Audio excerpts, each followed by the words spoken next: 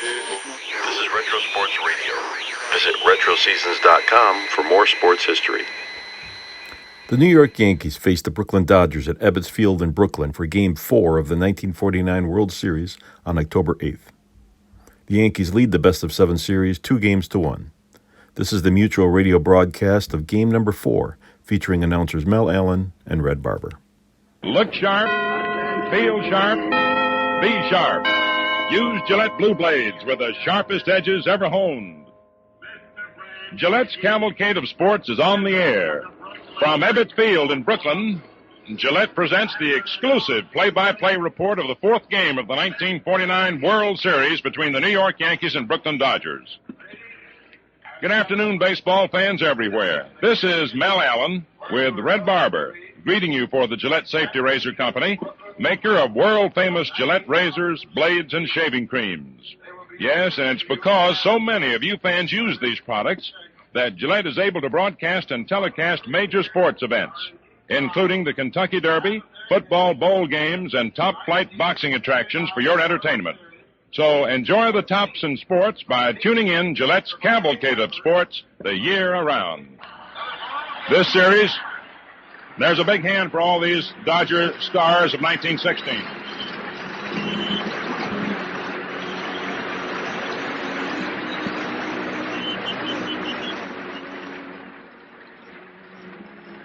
And Miss Gladys Gooding is playing All Lang Syne.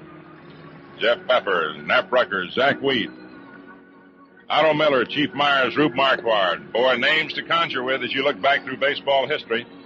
And those who were unable to attend today, Jack Coombs, now baseball coach at Duke University, Duster Males, now doing work on the West Coast, Fred Merkel, first baseman, now living at Daytona Beach, Florida. No longer living are manager Wilbert Robinson of that 16 team, Ed Appleton, a pitcher, first baseman Jake Daubert, third baseman Harry Mowry, and Sherrod Smith. As a matter of fact, Sherrod Smith just passed away not long ago. And if you want to go back into history, in that 1916 World Series, there was a guy in there pitching named Babe Ruth for the Boston Red Sox. And it was in that series when the longest game ever played in the history of the Fall Classic. The Dodgers lost to the Red Sox in the 14th inning. Babe Ruth, who won the 2-1 decision, passed on last year, and Sherry Smith, who pitched for the Dodgers in that game, also passed along recently. And now the lineups for today's game. For the New York Yankees, Phil Rizzuto leading off playing shortstop. Hitting second and playing first base, Tommy Henrich. Batting third is Yogi Berra and catching. Hitting fourth, Joe DiMaggio, center field. Hitting fifth, Bobby Brown, third base. Hitting sixth, Gene Woodling, left field. Batting seventh, Cliff Mapes, right field. Hitting eighth, Jerry Coleman, second base. In the ninth spot in the order and pitching, Eddie Lopat, who won 15 and lost 7 for the Yankees in the regular season. For the Dodgers, a change by Bert Schotten. Leading off, as usual, will be captain and shortstop Pee Wee Reese. Hitting second, Eddie Mixis, third base. In the third spot in the order will be Duke Snyder, playing center field. In the cleanup spot, Jackie Robinson, second base. Hitting fifth, Gil Hodges, first base. Batting sixth, Louis Almo, left field. Hitting seventh today will be Roy Campanella, catching. In the eighth spot in the order, Gene Hermansky, playing right field. And in the ninth spot, pitching Don Newcombe. Carl Furillo normally would be playing today, but that injury of his, that groin injury, has hampered him considerably. He has attempted magnificently to play in the series for the Dodgers. A great outfielder, a great thrower, and a fellow who had been murdering that ball in the last couple of months of the season. But when injuries hamper you, it's just rough and tough. And though he gave it a great try, Bert Schotten realizes he had to go with Gene Hermansky today in place of Furillo in right field. Gene, a left-hand batter against a left-hand pitcher. But sometimes there are certain left-handed batters who can hit left-hand pitchers as well as others, particularly when it comes to the type of stuff the left-hander delivers, and Lopat is a slow stuff type pitcher. The umpires for today at the plate will be Lou Jordan of the National League. At first base will be Cal Hubbard of the American League. At second base will be Beans Reardon of the National League, and at third base, Art Passarella of the American League. The foul line umpires will be Ed Hurley and George Barr, with Hurley in left field today and Barr in right field today. The umpires are moving down to their positions after the meeting at home plate, with Reese and Stengel exchanging batting orders. Stengel stops and Lopat chats with him with a smile on his face and then continues to warm up. Don Newcombe still warming up. You know, among other things I never knew till now is the fact that since 1910, under our American economic system, we have more than doubled the production of each of us for every hour we work, and in the same period have reduced our average work week by 18 hours. This spectacular progress, unmatched anywhere else in the world, has gone hand in hand with the preservation of our basic freedoms. We still have a long ways to go, a lot of faults to correct, economic, human, and otherwise, but the fact remains that our American economic system has brought more benefits to more people than any other ever devised by man. Learn more about it. Drop a postcard to Gillette, Box 10, Times Square Station, New York City, for the free booklet, The Miracle of America, which explains how a still better living can be had for all. The umpires have taken their places. In a moment, we shall have the playing of the national anthem by Miss Gladys Gooding, whom Red told you about yesterday, who sings and the anthem and plays the organ here at Ebbets Field. And while there go the Dodgers trotting out onto the field, and as they rush to their positions, we pause 10 seconds for station identification. This is the Mutual Broadcasting System. Hear the World Series exclusively on WOR. See it on WOR TV, Channel 9, WOR and WOR FM, New York.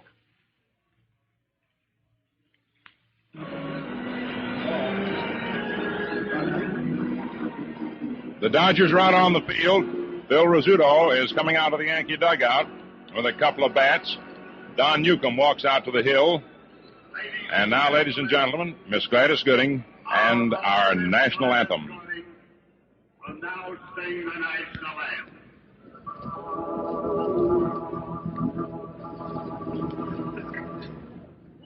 Take back to sea, and the dawn is high.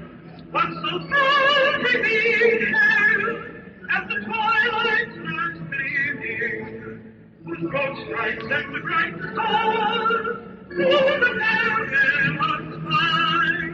For the birds we fought, and so gallantly streaming, and the rockets take the above my singing.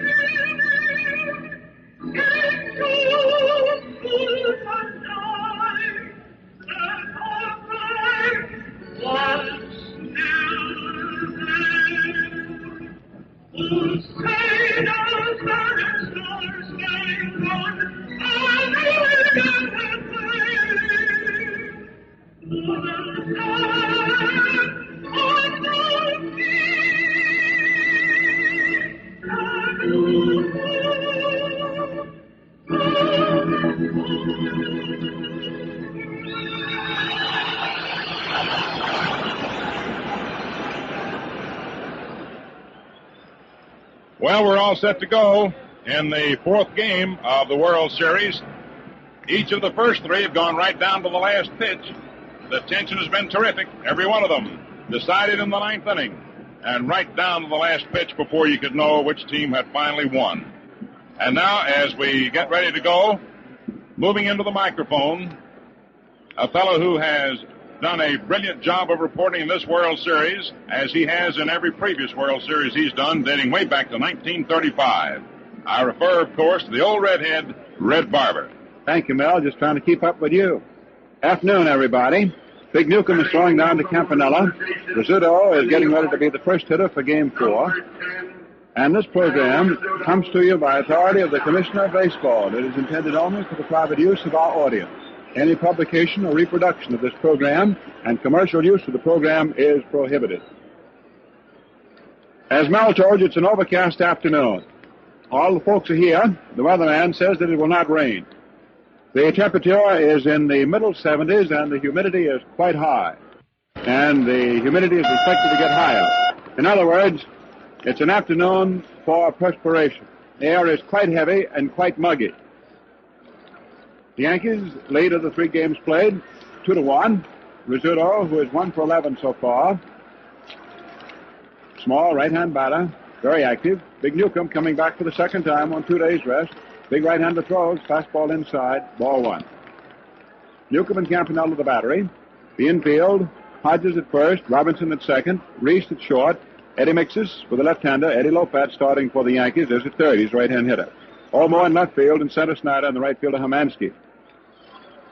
Newcombe delivers a fastball swung on and drilled for a base hit out into center field. So Rizzuto comes up with his second hit of the series and begins this ball game sharply. So Rizzuto opens up with a single. Sharply out in the center. One up and one on. The first hit off Newcombe when he started the opening game of the series didn't come until Lindell's single with 1 out in the second inning. In other words, Newcombe had tied the first 4 men, if you're interested in any sort of a comparison such as that. It is no score. And time is called for the moment. Campanella is calling over to the Brooklyn bench. Olmo in left field wants his sunglasses. The sun has not broken through the overcast, but it has made enough penetration to where there is a glare coming down. So, left fielder Olmo figures that discretion is certainly the better part of valor, and this World Series game is held up. Newcombe is now tossing a few pitches down. Sunglasses have not yet been discovered in the Brooklyn bench to be taken out to left fielder Olmo, who's walked in behind shortstop. We might give you a little note on Don Newcombe coming back up to 2 days rest. Manager Shotton said before the ball game, we were talking to him, he said that he wasn't going to announce that Newcombe was going to be the starting pitcher, but he was going to talk to Newcombe. There's Rex Barney loping out with those sunglasses for left fielder Olmo now. And Shotton said that he was going to ask Newcombe how he felt about pitching with 2 days rest. If Newcombe said he felt okay, then he'd go. Newcombe said he didn't feel okay with just 2 days rest, he wouldn't go, because, said manager Shotton, when you realize it, it's these players' money that they're playing for. As a manager, I don't even have a vote for a share. So Newcombe apparently told manager Shotton he was ready, willing, and able. So here he is on the mound. Rizzuto has touched him up for a line single. He's at first base, perhaps the best and most dangerous base runner for the Yankees, and the batter is Tommy Henry. Pitch, curve low inside for ball 1. 1 ball, no strikes. It's a smoky-ish, hazy-ish, very much the overcast, high humidity, warm afternoon, temperature in the 70s. Big crowd on hand, headed by Commissioner Chandler.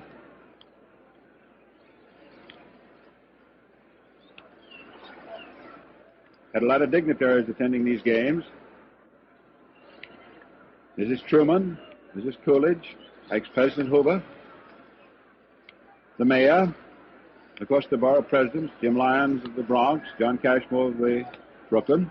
Now, here's the pitch to Henry, swung on a high foul ball, out of play, back of the Brooklyn bench. 1 ball, 1 strike. You can look down seat by seat behind their respective dugouts, and there are the big wheels, of course, of baseball and the many other walks of life. Tommy Henry, left-hand batter. He has 1 for 11 at 1. Beat Newcombe in the first game. There's a pitch out, but Rizzuto wasn't going anyplace. Ball 2. 2 balls, 1 strike. Frankie Crosetti, with that high piping voice that carries so well, coaching at third. Very alert, quick-moving, quick-thinking fellow.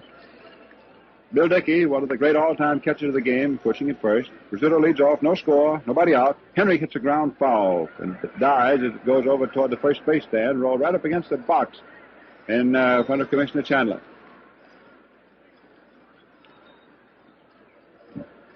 Two balls, 2 strikes. Rizzuto, who can scamper. He bothered Newcombe, if you recall, when he got on base in Game 1 of the World Series back at the stadium. Rizzuto got on with in that first game, with a force out, 6th inning. 2-2. Newcombe takes first pitches. Henrik swings, grounds it foul sharply back to first base. Ball comes off. First base coach Bill Dickey throws it out. No score.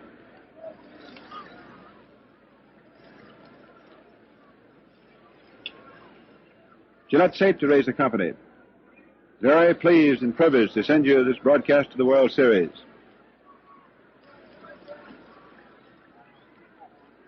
Henrik chokes that stick a little bit. All reliable, they call him at the stadium. Newcombe delivers as a ground ball hit to first, just fouled by a foot. Big Cal Hubbard, who moves extremely easily for any size man, and especially as big as he is. Hubbard giving the out sign. 2 balls, 2 strikes. I remember a few years ago talking to George Hallis, the coach and owner of the Chicago Bears, and I guess about as good a judge of professional football players as anybody's ever seen. I asked him who was the toughest football player that he had ever been in contact with and knew anything about. And Hallis said without any hesitancy, Cal Hubbard. The guy that's umpiring at first.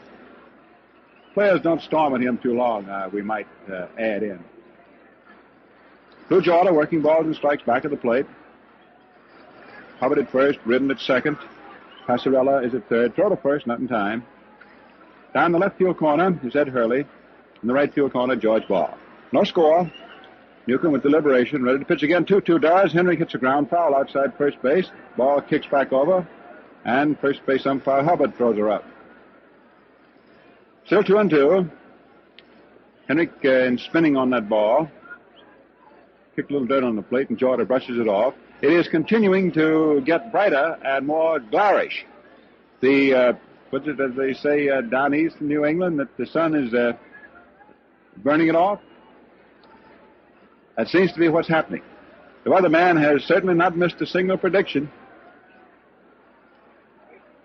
He said it would finally be clearer this afternoon, and it's becoming clear right now. It looks like in another inning or so, it will be completely clear if it keeps on at the present gait. All right, Newcombe set 2-2. Nobody out. No score. Run at first. Throw to first again. Rizzuto takes his lead. He's quick. He has an extremely rapid lateral move, which any good base runner must have. The pitch is swung on a high foul ball back of the Yankee dugout. Still 2-2. Of course, one of the great strengths of humanity is the feeling for other people. Memory, sentiment. That's one of the great strengths of baseball. And that was certainly very vividly shown before this ball game began. When, as the guest of President Branch Rickey of the Brooklyn Ball Club, those members who could get here of the 1916 pennant winning team were introduced. Henrik swings a ground ball, hit into right field for a base hit. Rizzuto goes down to second base, then goes on for third. Hermansky's throw over to third base is not in time, and Henrik holds it first. So it's a single in the right by Henrik. And the Yankees are pressing forward with men at first and third and nobody out, and the Brooklyn bullpen gets up and goes to work. Joe Hatton needed to start throwing to the bullpen catcher Sam Narron. So Henrik comes up with his second hit of the World Series. It's the second hit of this fourth game, and all of his hits are off Don Newcombe.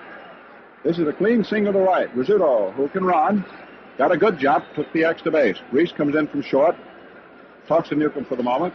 So Newcombe has now got 1 foot in the pickle bat. Yogi Berra catching his third game. He has no hits out of 6 official at-bats, but he got a very telling base on balls that went out in the 9th inning yesterday. Outfield toward right. The infield is in double play depth. In other words, they'll give a run to get outs. Runners at first and third. Newcombe's pitch low inside, a slider, and Berra checked his swing in time. Ball 1. Now Robinson comes in from second base. Says something to Don. Campanella goes out to the mound. Left-hander Joe Hatton, who's been in the bullpen every day, been throwing for the last couple of days, is now throwing today. It's no score, but the Yankees are pushing forward here at the opening bell. No man retired. Yogi Berra, stocky, strong, free-swinging left-hand batter at the plate. 1 ball, no strikes. DiMaggio waiting on deck. Then Bobby Brown. Rizzuto, who can fly, leading down off third. He just took the extra base, which is an important thing in this business of baseball. Henrik, who is a good runner, although not too swift. He knows how to run, leads off first. The infield halfway up. The pitch is swung on, fouled off. 1 ball, 1 strike. Nobody has gone down to the Yankee bullpen at all. In fact, I see Joe Page probably doesn't even know how to act. He's sitting right there against the water cooler in the dugout. I guess he feels a stranger hanging around that dugout. Quite a job he did yesterday. Well, now let's see. Big Newcombe, ready. Right-hander pitches. There's a ground foul outside first base, and it's 1-2.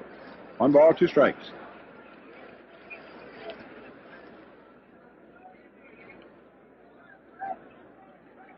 Don fooling with the pitcher's rosin bag. Rizzuto and Henrik have opened up with singles if you just joined us on Gillette's broadcast of the World Series. No score, and the Yankees are trying to give Newcombe a rough time right here at the start. Casey Stengel walks in front of the dugout. Hollis set him up to Berra. The 1-2 pitch. Hit down to third base. Here comes the throw to the plate, and Rizzuto is caught in a run-up. Campanella throws the ball back to Mixes, bluffs him into third base, tags him, runs him out of the baseline, and Henrik is called out second base, and Robinson tags him, and he's out. So 2 men are out. 2 men are out. No score, and Berra winds up at first.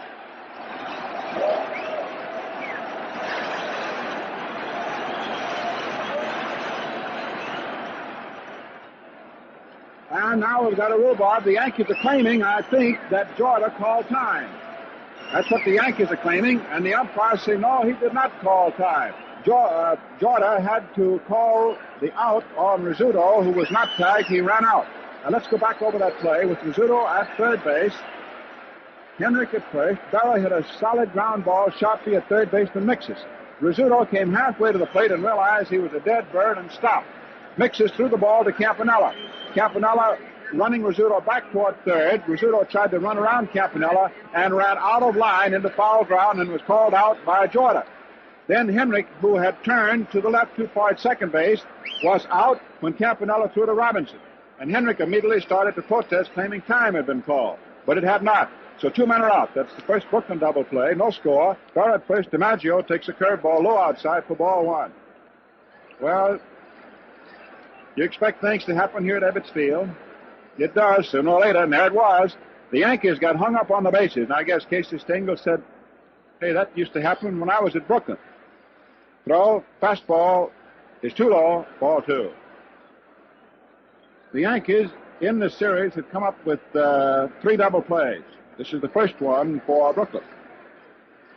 And that double play was the third baseman to the catcher to the second baseman. Assist for the third baseman, a put out, and an assist for the catcher, and a put out for the second baseman. DiMaggio swings, misses, throw to first base, not in time. Campanella will fire. Berra getting back. So your double play was 5-2 to 4 if you're scoring. And of course, that takes Newcombe out of quite a hole that was yawning for him. It looked as though the Yankees were just about ready to give him a very bad first inning. Well, let's see. 2 down, no score. DiMaggio up. Takes a fastball outside for ball 3, and the count is now 3-1. DiMaggio has had 1 hit for 11 official at-bats, and that was a dribble single down to third base. Berra, with a fielder's choice, is at first base.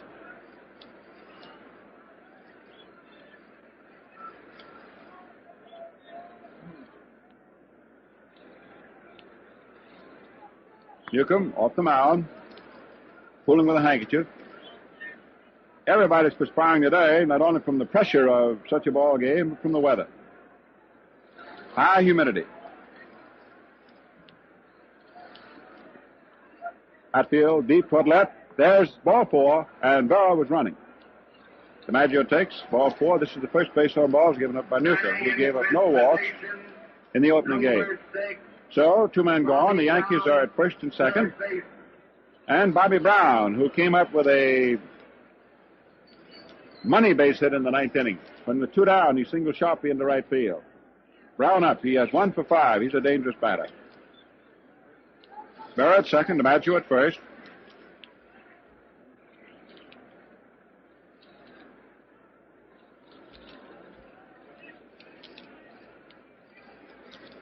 Two out. Outfield toward right. Brown chokes that stick about 3 inches. Slender left-hand hitter.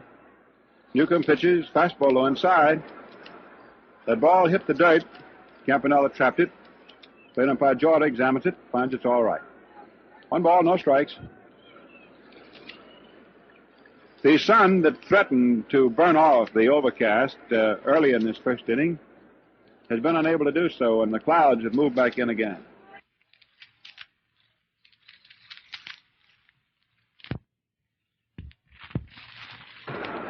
That ball hit the dirt. Campanella trapped it. Plate umpire Jordan examines it, finds it's all right. 1 ball, no strikes.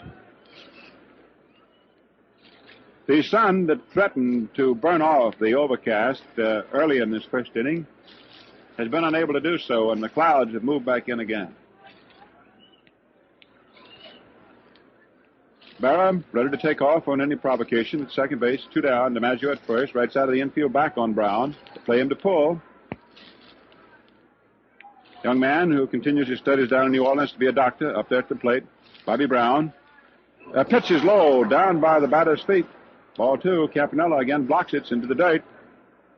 Played up by Jordan. Again demands the ball for an inspection. And finds it is scuffed up now, and he throws it out. 2 balls, no strikes, and Campanella goes to talk to Newcombe. Newcombe does not have the sharpness of his control today. That is obvious compared to the way he performed over at the stadium Wednesday.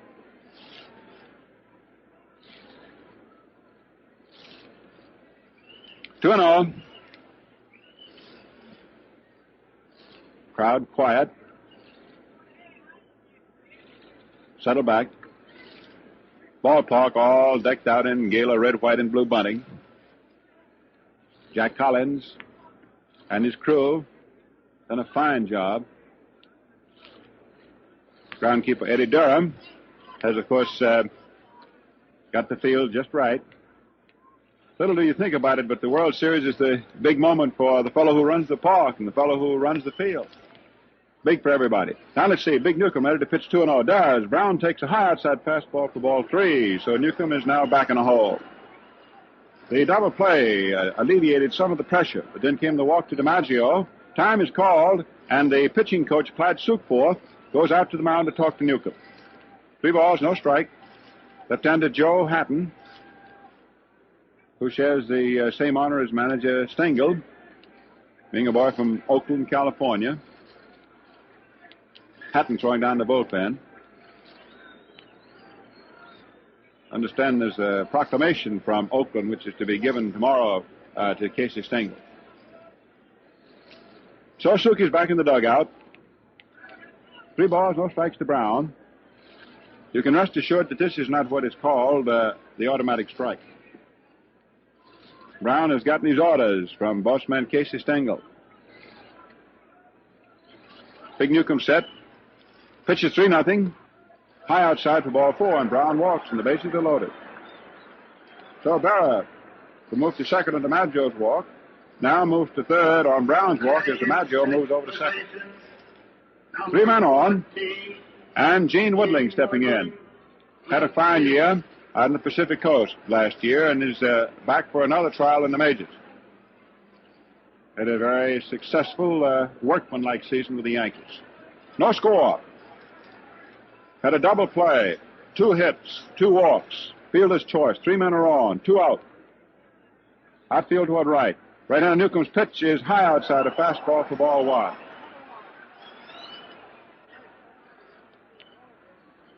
He hasn't been particularly close to the plate on these walks.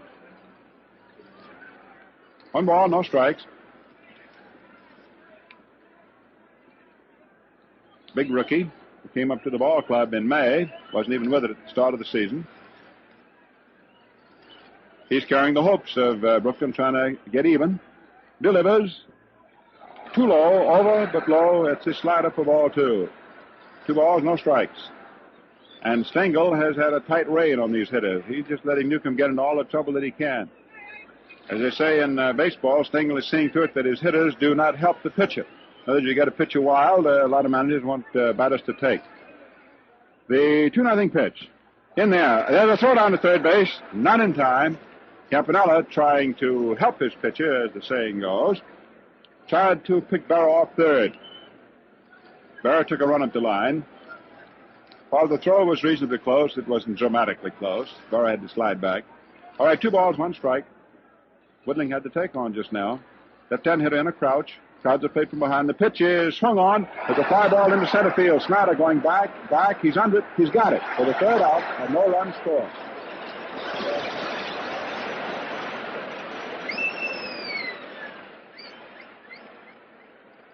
So at the end of half an inning, the score is New York nothing, Brooklyn nothing. Friends, I'll never have a better chance to tell you about the whale of a shaving bargain that my Gillette folks have dreamed up for series time this year. Now, call it Gillette's World Series Special. The razor set that they're talking about on the air, and any storekeeper will know what you mean. Yep, he'll show you the improved Gillette Super Speed razor set, the shaving buy of your lifetime. Men, this razor is a beautifully balanced one-piece razor that changes blades instantly and shaves like nobody's business. With it comes a Gillette dispenser filled with 10 factory-sharp Gillette blue blades. Not only that, but the newest thing in razor cases, the durable, transparent styrene case. Now, all this adds up to $1.75 value, and it's yours for $1 even. These Gillette Super Speed razor sets are selling like hotcakes. Better ask for yours right away. The stocky southpaw, Eddie Lopat, who is a pitcher with the same sort of philosophy and stuff and delivery as Preacher Rowe, although one has been eaten at the bigger end of the trough than the other one, as far as physique is concerned. Lopat gives you knucklers, screwballs, slow curves, and uses his fastball as a change-up, as well as trying to pick a corner of the plate once in a while. Eddie Lopat getting ready. It's his first start in the series. Back of the plate is Yogi Berra. Henrik at first base. At second, Coleman. At shortstop, Rizzuto. The third baseman is Brown. In the outfield, it's the same as started yesterday. For the Yankees, in left it is Woodling. In center, DiMaggio, and in right field, Mapes. Berra takes the last of the warm-up pitches, fires it down to second base. Reese, Mixes, and Snyder hitting for the Dodgers. No score. And Newcombe was really wading around in hot water, but he didn't get scalded. That double play pulled him out of it. Reese, who has had 2 hits for 10 at-bats, won a home run. First up, right-hand batter. The Yankee outfield is around toward left. Left-hander Lopat pitches and gets looked like a slider in up there against the hands for a called strike. He throws some of anything. Knuckles, screwballs, sliders, curves. Stocky left-hander deals. There's a curveball hit out into left center field. It is in there for a base hit and extra base. Reese is around first. He's coming into second base. DiMaggio takes the ball on the bounce. It's a double as Reese comes in standing.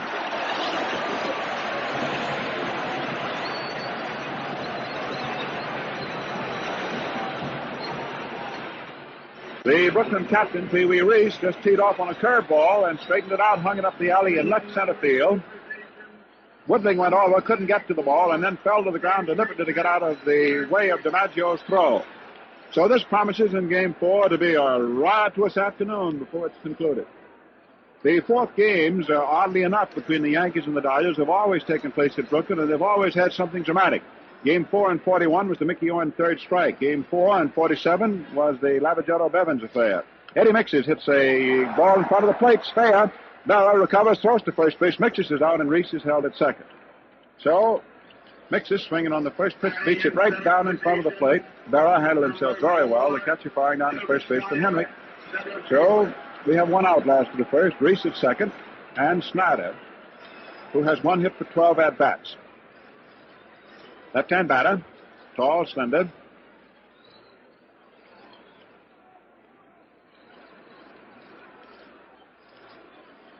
Right fielder Mapes plays him straight away. DiMaggio in center is veered over toward left a little bit. Left fielder Woodling straight away.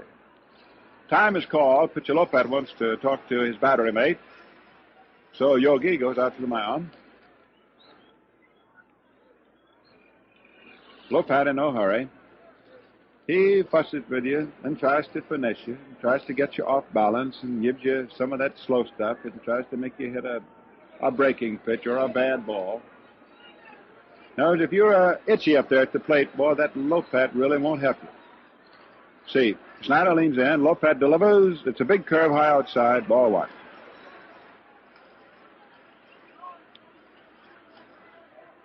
Lopat got a big kick out of talking with Mel and me the other day. We were talking about how we try and describe what the pitches are. And he said, well, when I work, I'll give you boys a workout.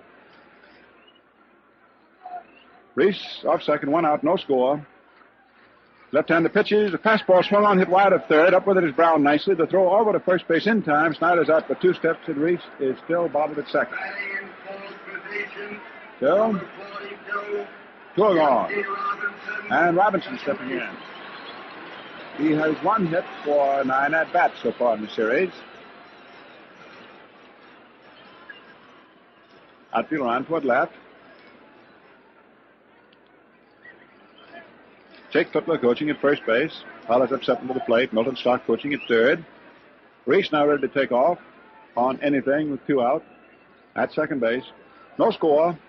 Lopat, who set it right down, delivers. Robinson swings, hits it through to short. Rizzuto, a nice play over to first base, into the dirt, and Henrik jugged it. Oh, Robinson is out. Henrik just did get that ball on the skip. It looked for a second like he might juggle it, but he stayed with it. So, that is all. Rizzuto made a fine play, just like a quick bug. He scooted over toward second base, toward his left-hand side, came up with the ball, and he had to take it right off of Reese's feet as Pee-wee delayed, trying to shield the infielder from the side of the ball, which is a trick which accomplished base runners use all the time. But Rizzuto made the play. His hurried throw was into the dirt, and Henrik just did stay with it. That's something when you have to dig him out. So that's all for a threat for each side. So we've had an exciting but a scoreless first inning. Newcombe, hoping that he's over his wild streak, is ready to pitch in the second inning, and we'll pause 10 quick seconds for station identification. This is the Mutual Broadcasting System. The World Series is heard exclusively on WOR. See it on WOR TV, Channel 9, WOR and WOR FM, New York.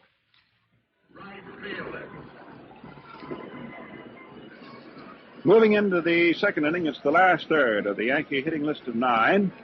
Right fielder Mapes, a left-hand batter, followed by Jerry Coleman, who now is tied with Pee-wee Reese for the most hits in the series, each possessing 3, and then pitcher Lopat, who hasn't been up in the series. This is his first appearance. Mapes 0 for 5, left-hand batter. Very much hazy-ish, overcast afternoon. It's extremely warm. Muggy. Big right-hander. Delivers. Fastball too high, and it is ball 1. Newcombe 6'5", 230 pounds. He's big. Outfield toward right. Mapes. Sort of a slenderish 6-foot left-hand hitter. Swings as a bounding ball that Newcombe grabs at the mound. Throws over to first base to Hodges, and Mapes is out. So the hot downer, the pitcher's spear. So 1 up, 1 gone, opening up the second inning. No score. And here is Jerry Coleman, who batted in the 4th, and as it paid off the winning run for the Yankees yesterday. Coleman has had a fine series, played very well at second base. He's had 3 hits for 11 at-bats.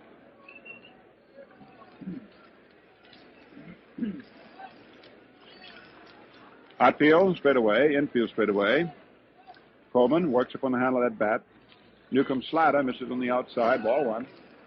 Don doesn't call that hard, quick curve of his a slider. He calls it a hard curveball. Everybody else calls that sort of pitch a slider. That's become, I guess, one of the most overworked words in baseball in the last 5 years. 1-0 pitch. Fastball swung on, a high foul. Campanella coming back close to the stands. He's got it. So a catch of the foul ball by the catcher. 2 men out. No score. And pitcher Lopat is over at the Yankee bat rack. Hasn't found his stick as yet. Now he's got it. Here he comes, walking easy up to the plate. He's a nonchalant sort of a fellow. Ed Lopat. Lopat, left-hand hitter. Stocky, thick through the shoulders and chest, light red hair. Outfield, shaded toward right. Newcombe's fastball is in there for a called strike. Nothing in one. 2 down, nobody on, second inning. Things moving easily now after the frenetic first inning that we had on both sides, especially for the Yankees. Pitch outside. 1 ball, 1 strike. Packed stands, rather quiet for the second. Just waiting.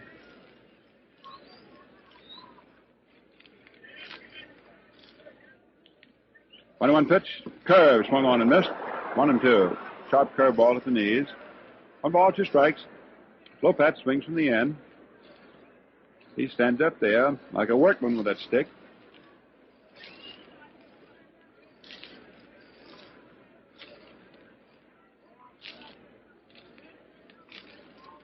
The sun is getting through a little brighter. Sort of glary. The 1-2 pitch is swung on a fly ball out into deep and dead center field. Snyder is back, turns, waits. He has it, and nothing across. The Yankees in the top of the second inning. And it is still no runs in the ball game.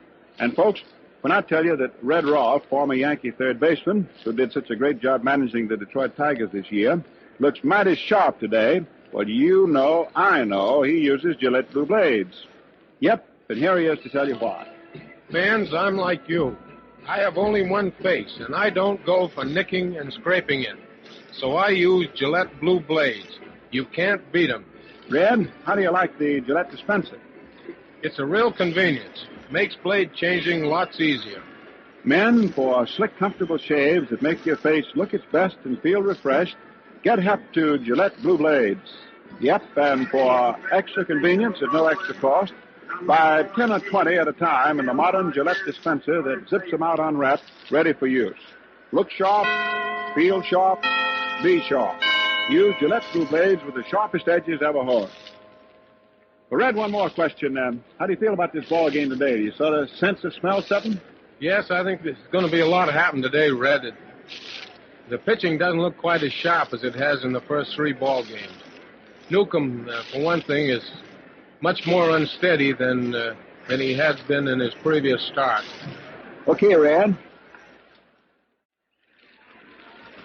Well, I see that Hodges is up now to hit against Lopat. Last of the second inning, no score. Outfield toward left. Hodges takes a let-up ball to outside, ball 1.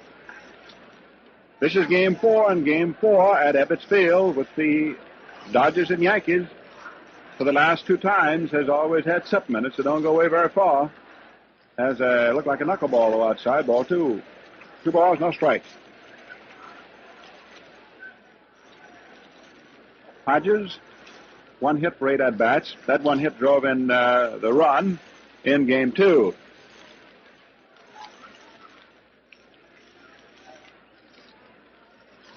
Stocky left-hander delivers and gets it over the outside for a called strike. 2-1. 2 balls, 1 strike. Lopat seems to sort of sling himself sideways, working sidearm pretty much. Delivers. Fastball swung on as a high fly ball into short left field. Whittling under it easily, waiting. He's got it. Throw 1 up, 1 away. Last of the second inning. No score.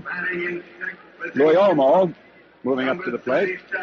Olmo has 2 for 6 so far. The second one was that 19th home run yesterday. It threatened to precipitate a rally. It did get a rally on the way, but it fell short.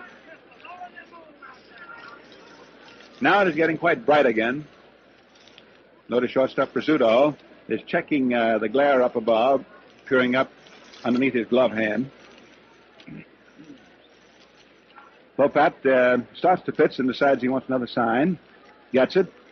Left-handed works. The curveball swung on. There's a high fly ball right out to left fielder Woodling, who's under it, waiting.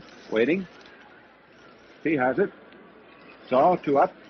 2 putouts for left fielder Gene Woodling and Roy Campanella, who has 2 for 8, and his second hit was a home run. Last run in the game yesterday.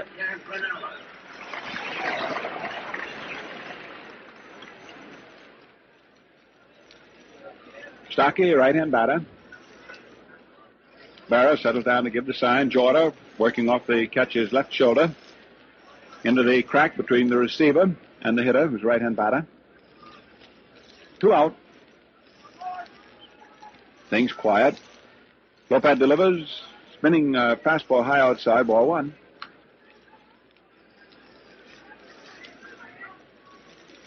Stands there with sort of an impassive countenance, chewing gum steadily. Lopat, who doesn't waste much time, deals. There's a trickler up toward first base. Lopat himself fields it. The pitcher's throw to first, and Campanella's out. And Roy hit a screwball right off the end of his bat, and is out. The pitcher coming over to the first base line and firing over to first baseman Henrik. So we have a threat in the first inning, a real big threat for the Yankees, which base running double play broke out. The Yankees got 2 singles, 2 walks in the first inning and didn't score. And the Dodgers have a threat in the last of the first inning.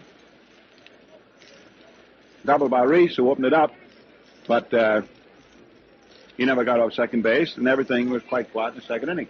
This time, you can see that the sky is blue. Well, it's been blue, of course, as we all know. We all know the sun's been up there all the time. But the haze is finally burned away, and the weatherman has hit it right on the nose again. Well, congratulations to him. He said it would be fair, warm, and clear before the game was concluded. And the forecast is for completely clear, sunshiny weather tomorrow afternoon. And remember that because of the New York State Sunday law, tomorrow's game cannot start before 2 o'clock Eastern Standard Time. It is advertised to start at 5 minutes past 2 o'clock Eastern Standard Time. Our Gillette broadcast tomorrow will tee off at 1:45 Eastern Standard Time. For these first 4 games, as you know, air time has been 12:45.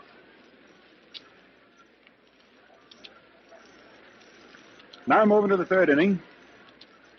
Rizzuto, who began the ball game, blasting a line single into center field. Up first, second at bat. The Scooter now has 2 hits for 12. Outfield shaded toward left. Infield up a step because of the batter's speed. Fastball is over. Call strike. Rizzuto bluffing a bunt. Mixes, of course, has to stay up tight inside third. No third baseman can play back on Rizzuto. He's bunt every time. He just keeps him right in there so close he can almost shake hands with him. Newcombe delivers, misses with his curve low outside. That was a sharp curve, 1-1. Now the sun is very definitely out, no question about it. All the fellows are wearing sunglasses that would normally wear them. 1-1 pitch. Curveball hits down to third on 1 bounce. Mixes over to first to Hodges. That's all for Rizzuto before he's halfway down the line. 1 up, 1 away. Tommy Henrik, who hit Newcombe for the dramatic home run, one of the most dramatic home runs in the history of World Series. It's always dangerous to say the most of anything, but certainly one of the most. Henrik then greeted Newcombe his next time against him with a single in the first inning that sent Rizzuto around the third with nobody out. And now here is Henrik up again. His 2 hits have been off Newcombe. Tommy failed to hit safely in games 2 and 3. Outfield toward right. Right-hander kicks, throws, let up curve high outside. Ball 1. Henrik is about as all-round a threat batter as you'll say. He'll bunt up on occasion. Draw 1. He's a good judge of a pitch. There's a pitch low inside. Ball 2. Newcombe changed on that one. Slowed it up a little. 2 balls, no strikes.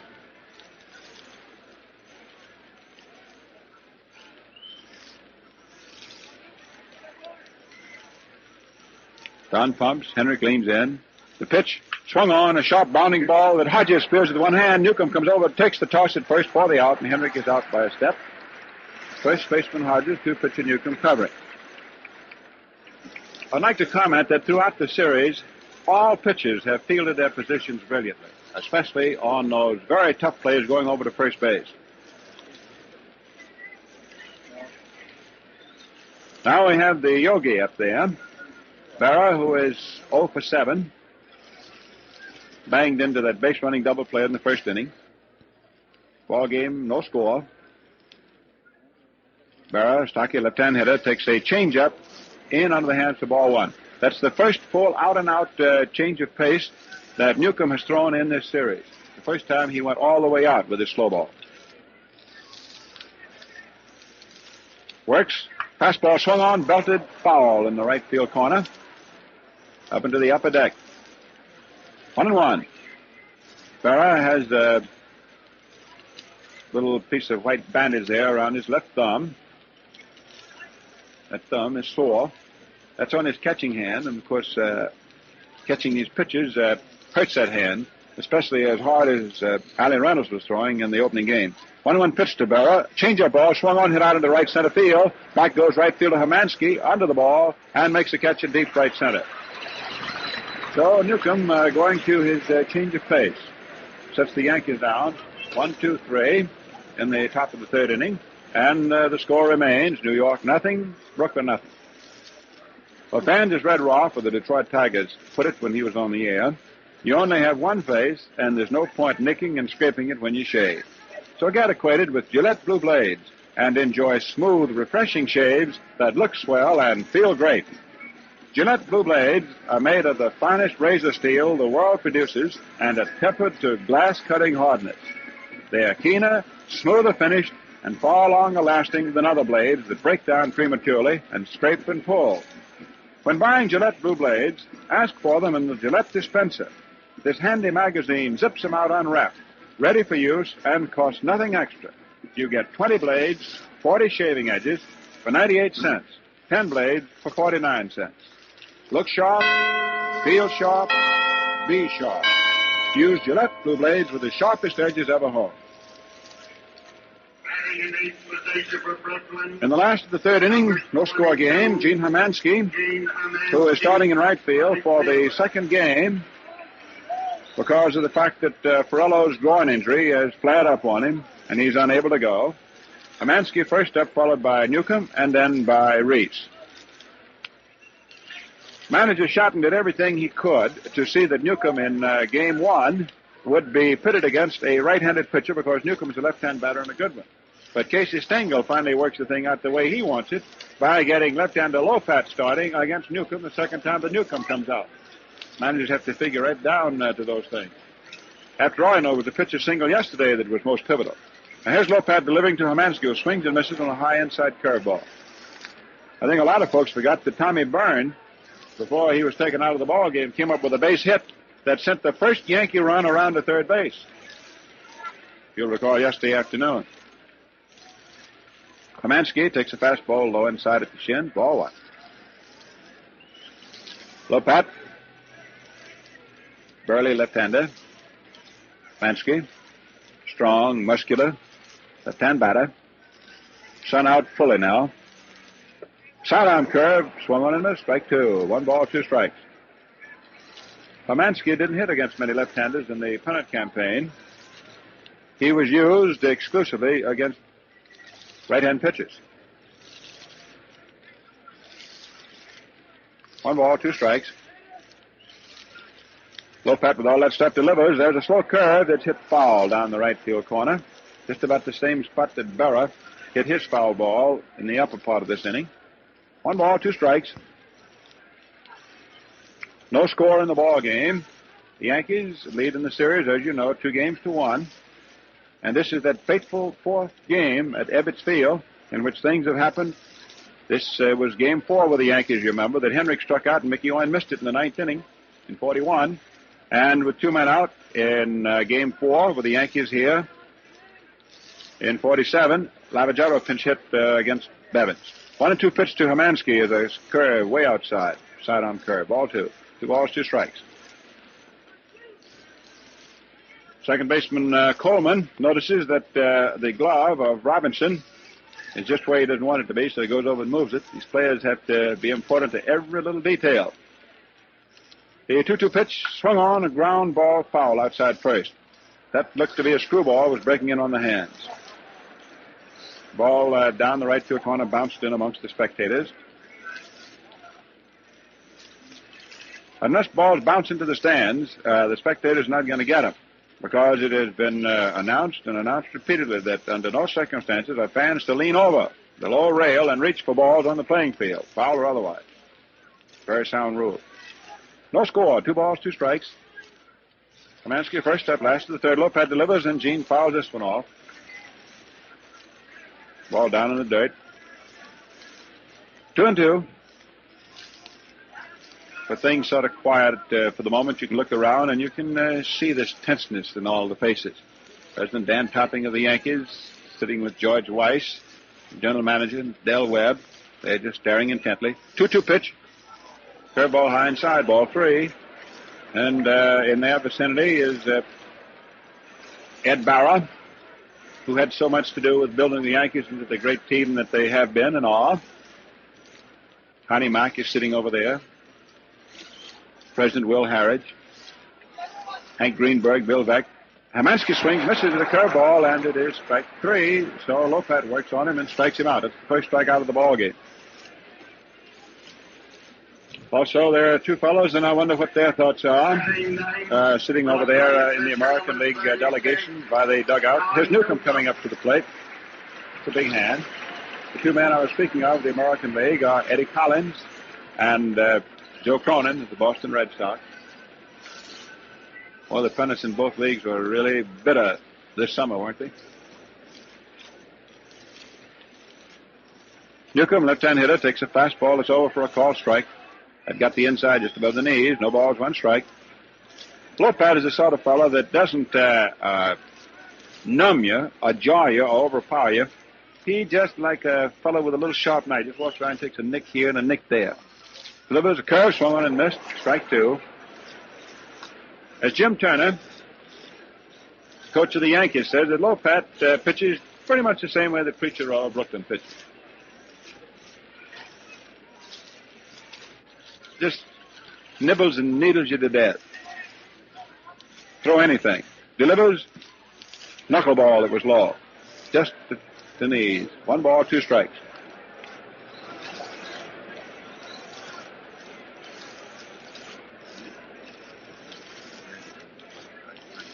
One ball, 2 strikes. 1 out. Outfield shaded toward right. Newcombe very much an open stance against this left-hander. Lopat works. Curve swung on and missed. Strike 3, and Newcombe took a wind-up. So that's 2 strikeouts. Last 2 batters retired by Eddie Lopat. And Pee Wee Reese, who was the only Dodger to get on base against Lopat, opened up with a double in the first inning. Reese has 3 hits for 11.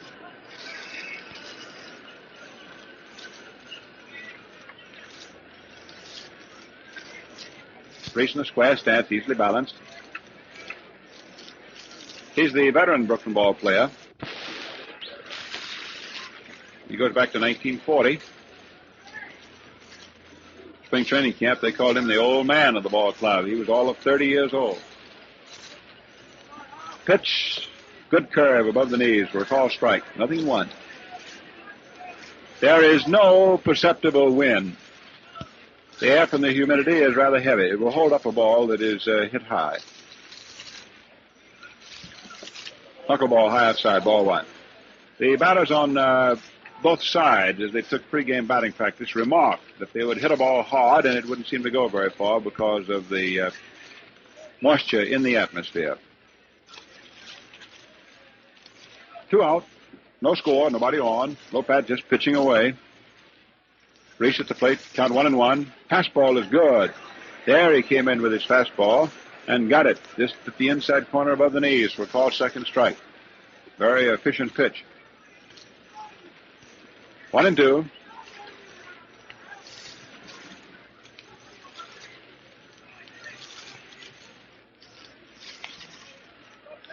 One and two pitch.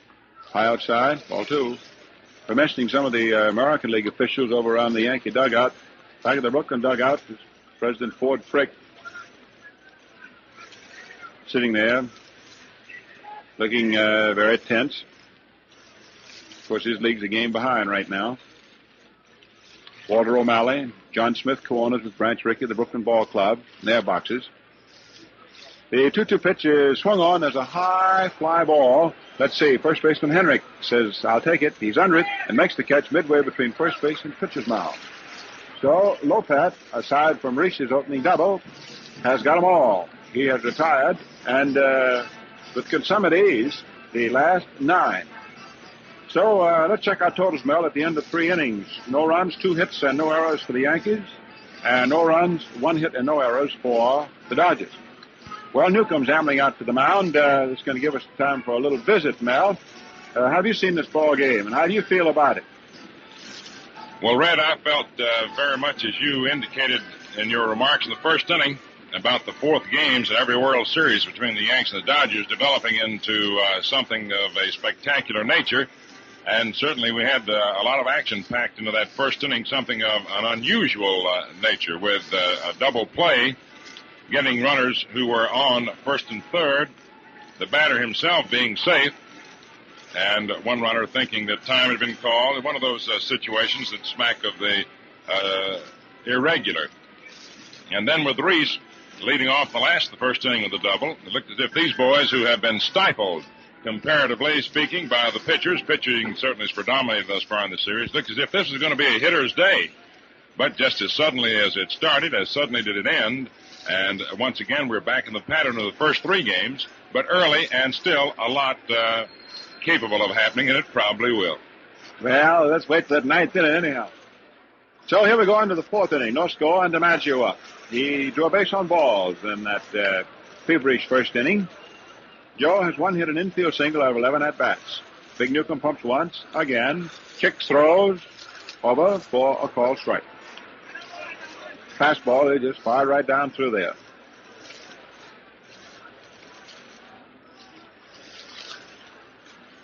Outfield very much around toward left. 0-1 left, Snyder in center, Amansky in right. Newcombe right hands. Fastball high inside up by DiMaggio's hands. 1-1. Judging by Joe's reaction to that pitch, he was taking it all the way anyhow. DiMaggio, his feet widespread. Boy, does he want to hit one.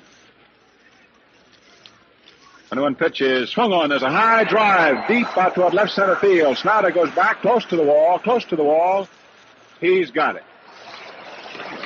That ball looked to be going upstairs when it took off. Didn't get there. It may be that this humid air today held it up just enough, because that ball's trajectory was tremendously high as the top of the double deck stand. And then it seemed to just come plummeting straight downward. So that's the best hit ball that DiMaggio has turned loose. And he's out. Put out for the center fielder. And the batter now is Bobby Brown. He too walked in the first inning. Swings, there's a foul ball out of play back at the Yankee dugout. No balls, 1 strike.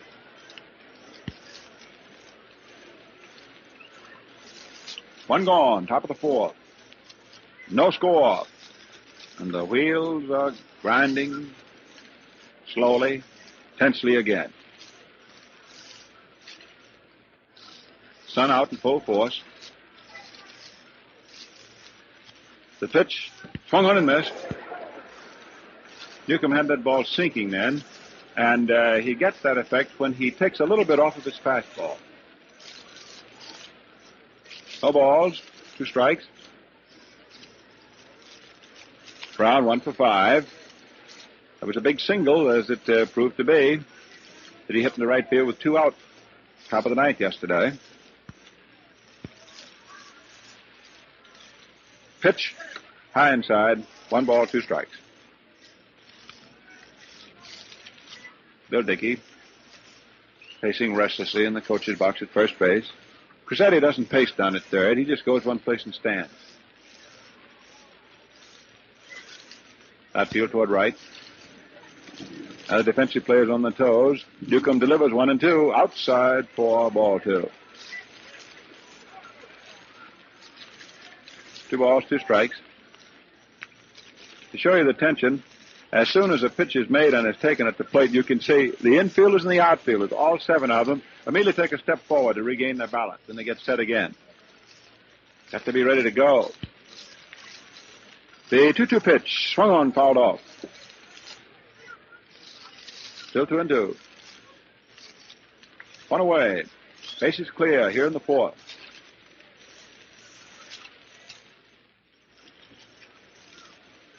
Remember, that airtime for the Gillette broadcast of the World Series tomorrow will be 1:45 Eastern Standard Time, or 1 hour later than it has been for the first 4 games. 2-2 pitch, swung on, bounced down toward first, and foul.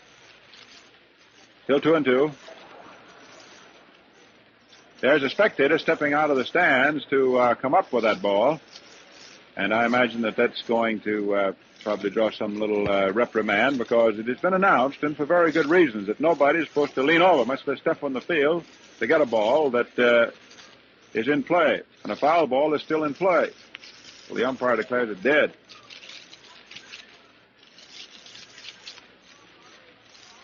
Two balls, 2 strikes. The pitch is swung on. There's drilled in the left center field. It's going to be in the alley for an extra base. There's Brown whistling to the left around first base. Snyder slips, comes up with the ball. Brown is around second and then holds on, standing as the throw comes into third. So there's a real solid line drive double right up the alley in left center field, just where they were not playing it. So with 1 gone, Bobby Brown comes up with his second hit on his 6th official at bat. A line double that on the second bounce went up against the concrete in left center field, about 375 feet away. Hodges comes over from first, talks to Newcombe. Robinson has come in from second and is talking to Don now. So with 1 gone, the Yankees come up with their second threat as far as base runners are concerned. That for the Yankees gives them a total of 5 doubles so far in the series. And Gene Woodling, who got one of those doubles yesterday, he has 1 for 4. He was 1 for 3 yesterday, and he's 0 for 1 today. Woodling, who made the 3rd out in the first inning, takes a slider low inside, ball 1. 1 ball, no strikes.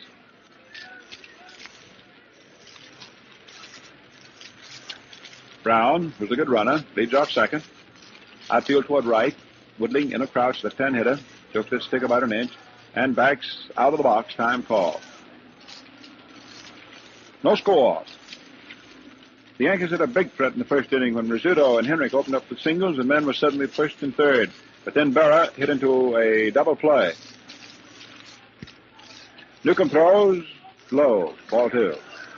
And if you just joined us, that threat in the first inning after the double play was a bounding ball to the third baseman. Rizzuto, the runner from third, was caught in a run-up. And then Henrik, who was the original runner at first in that sequence, overran second base and was picked off. Berra wound up at first. Then Newcombe walked the next 2 men, but he got Woodling, who is now at bat. In the first inning, he hit a fly ball to center fielder Snyder. Now the Yankees have their second threat, when with 1 out, Brown is at second with a double. Woodling takes a high curve, 4 ball 3. 3-0. Newcombe trying to be oh so careful. 3 balls, no strikes.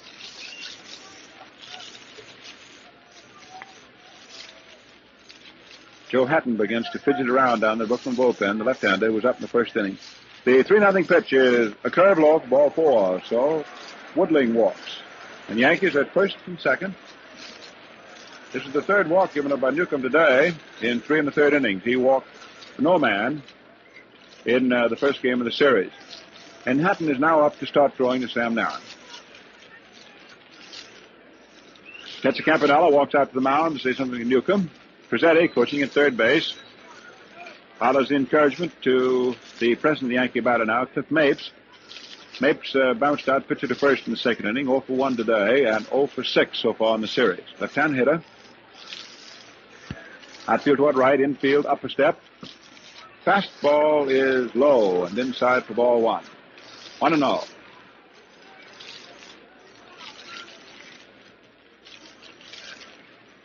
Now you can feel the tension mounting. Yankees putting on the pressure. Newcombe deliberately taking the sign. Comes to a stop position, checks second, pitches. Fastball swung on and hit down the left field corner. It might be trouble. Olmo going over, and the ball is fair in the left field corner for an extra base hit. In comes Brown. Around third base, coming in to score is Woodling. He scores the throw, gets away from Campanella. It's a double for Mapes. He hit that ball no more than 6 inches fair. Right down in the left field corner, 348 feet away.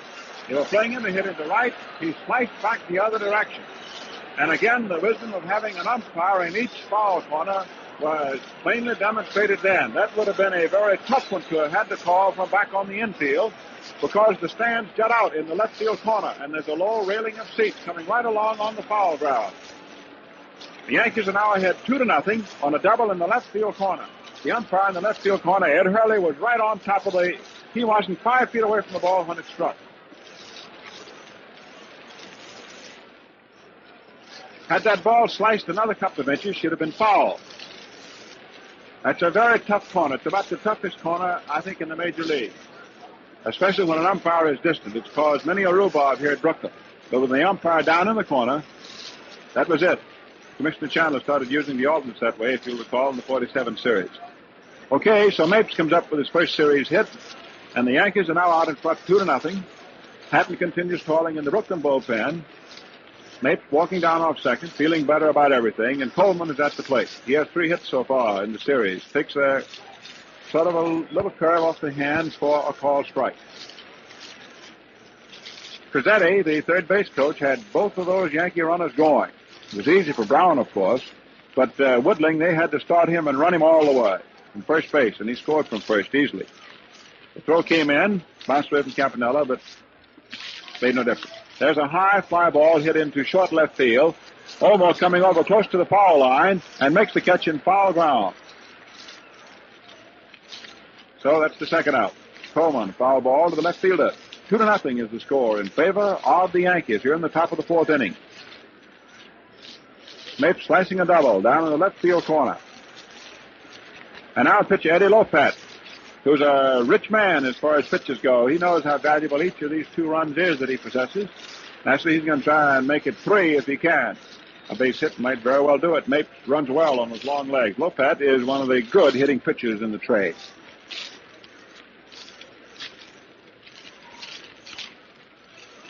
Newcombe checks second, delivers, curve too low, ball 1.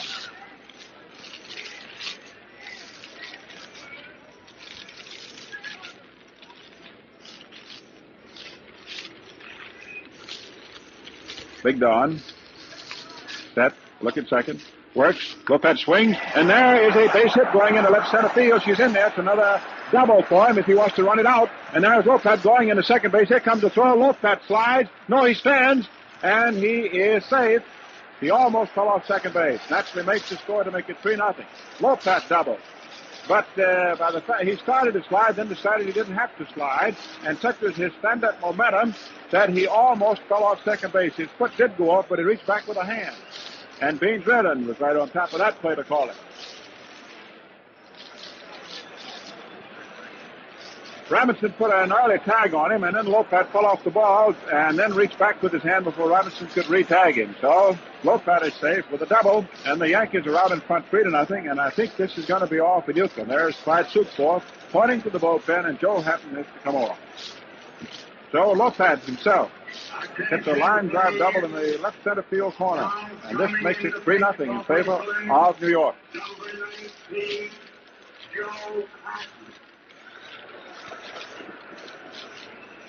So Joe Hatton is making the walk-in from the bullpen back of the right field corner. He's going across past first base right now. Newcombe, who didn't have it today, will soon leave the mound. He's just waiting to wish Hatton luck and go through the perfunctory courtesy of the situation. The jacket taken down to Lopat at second. There's Newcombe walking off.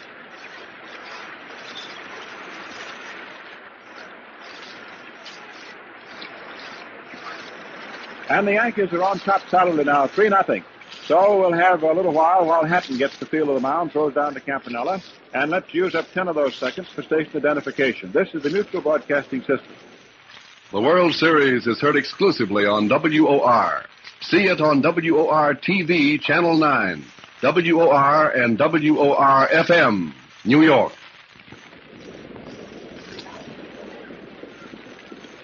Joe Hatton, slender, blonde, slightly bowed at the knees left-hander, taking over on the mound. Won a dozen ball games this last season, lost 8. Hatton appeared briefly, worked in and out, got in 4 different games, a total of 9 innings, and gave up 7 earned runs in the World Series against the Yankees in 1947. All right, she's 3-0 in favor of the Yankees. We're leading in games 2-1. And as Casey Stengel said before today's ball games, and well, if we can win this one, look like we'll be sitting a little comfortably. And, of course, they're out to try and do it. Lopat has just kept himself with a double, and now here is Rizzuto up here in the fourth. Right in hitter. Hatton pitches a fastball over for a called strike. So we got left-handers to both sides. Hatton's place in the Brooklyn bullpen is now taken by the lean right-hander Jack Batter, who relieved yesterday, and who was hit by Coleman for a single that knocked in the Yankees' fourth, and as it turned out to be their winning run.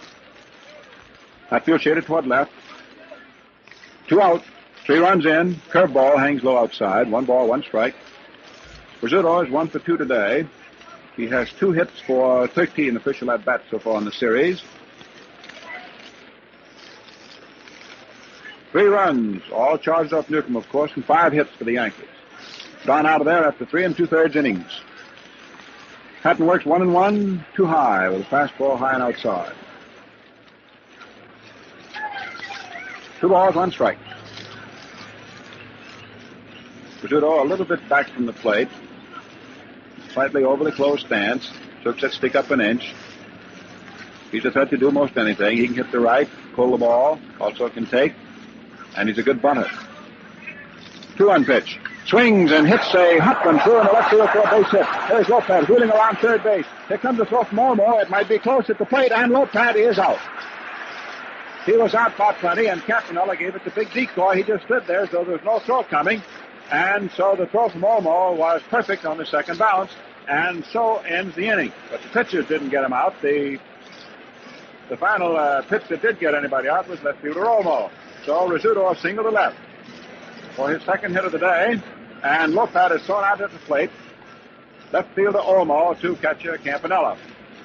So the Yankees pick up 3 in the 4th inning, and at the end of 3.5 innings, the score is New York 3 and Brooklyn 0.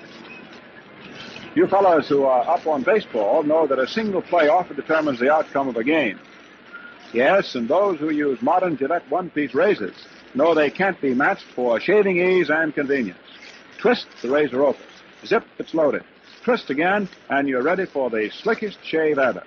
There's nothing to take apart or put together, nothing to jam or clog, and the razor rinses clean in a second.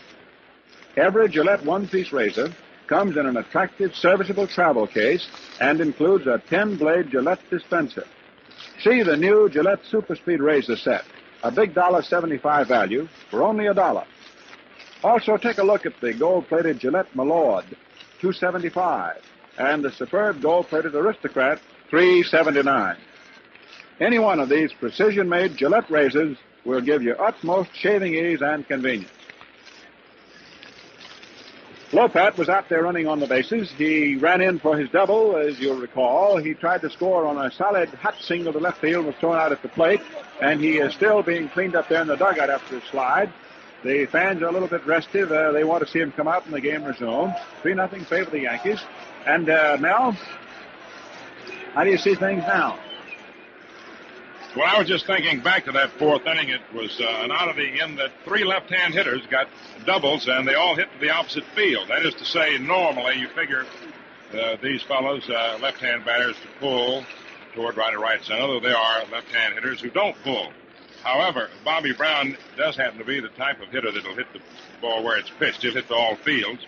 He doubled to left center. Mapes, who normally will pull the ball, on occasion, I've seen him in the last couple of years hit a lot of them down the left field line like that. And oddly enough, that ball that he hit, he has so much power, it not only didn't miss very much by going foul, it also didn't miss much going into the left field stands for a home run. That is to say, approximately figuring a left-hand hitter hitting a ball that far into that left corner when he usually pulls to the right. In other words, he got an awful lot of power behind it, more so than anybody figured he might. It was sort of an odd inning all the way around at that. All right, Mr. Allen. Anything else now before we go on the last 4th? All caught up. All caught up. Okay, and I see that Eddie Lopat's all caught up. He's ready to go now. And the Yankee ball club of field. Left-hander Lopat, who's ahead now, 3-0, and that 3rd run's his. Berra back of the plate. First base is Henrik, at second base Coleman, at shortstop Rizzuto, and at third base it is Brown. Brown, who began the assault on Newcombe with 1 out with a whistling line drive double. In left field, here's Woodling. In center field, DiMaggio. This must be a tough series for Joe. Not hitting. Of course, he's playing on his nerve. It's what he did all year. And in right field is Mapes. Sliced that double down the left field corner. Well, we've got Eddie Mixes first up in the last of the fourth inning. Thrown out catcher to first in the ball which he banged in front of the plate in the first inning. 3-0 New York. Big spinning curveball is over for a called strike. Lopat, who is quite a competitor, he works with that noggin of his. Now Bidget defending his 3-0 lead. Gives a screwball in there. It swung on and missed. Strike two. That was the biggest screwball that he threw as far as you could see its break. That one really was going down and back. He throws his screwball at two different gates. Slow one, fast one. 0-2.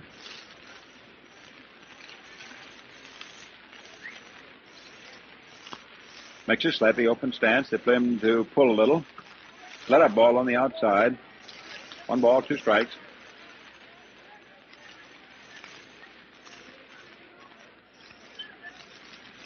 Lopat walking around. Solid pitcher. Doesn't get flustered. Knows his trade, steadies it. Deals. Fastball over. Calls strike 3. Well, that was the change. Following the screwball, then suddenly the fastball. Right over. And Nixis, they just caught looking. Well, that's the sort of pitcher that Lopat is. He works around you. He is a head pitcher. That's 3 strikeouts for him. Now we have Duke Snyder, who is 0 for 1, thrown out third to first in the first innings. For the Yankees, 3. For the Dodgers, nothing. The Yankees coming up with 3 runs in the 4th. Outfield is divided against Snyder. There's a high fly ball into right center field. Mapes going over, signals he'll take it. DiMaggio's out of the way. The right field is under it and makes the catch. So that's all for Snyder. High fly ball, the right fielder, Cliff Mapes. 2 gone last of the 4th. Reese opened up on Lopat as the first Brooklyn batter with a double, and not another Dodger has been able to turn to the left at first base. They've all had to go to the right. Jackie Robinson, who is 0 for 1 today, thrown out short to first. There was a fine play by Rizzuto. And throwing Robinson out in the first inning. An equally fine play by Henrik at first base. Throw. Looks to be a fast screwball on the outside. Ball 1. Robinson is 1 for 10. Outfield toward left. Sun shining brightly. Very threatening at noon. There's a let-up breaking ball, low outside, ball 2. 2 balls, no strikes. Lucky left-hander. Just standing around the back of that mound like he owned it. He acts just as unconcerned as though he were at an afternoon tea in somebody's backyard.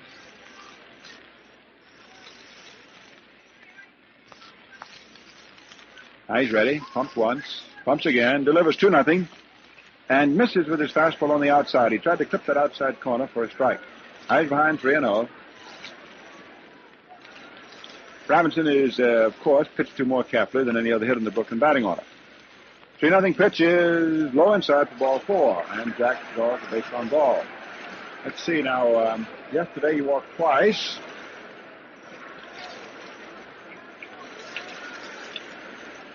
So he's had 3 walks, 2 days, only 3 walks in the series. 2 no walks the first 2 games.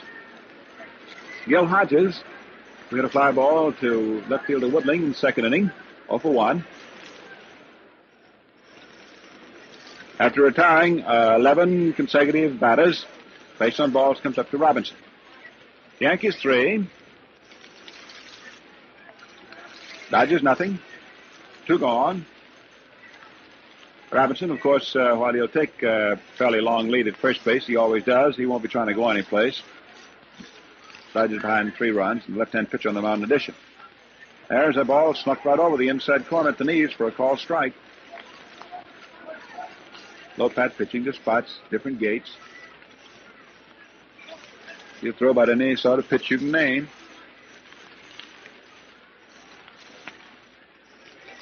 Henrik holding first base. Robinson leading off, not too far. 2 out. The pitch is a curve in there nicely for a called second strike. That one did tricks.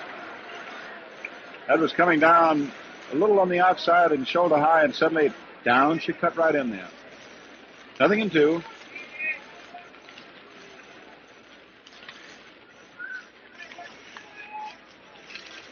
Hodges swinging from the end.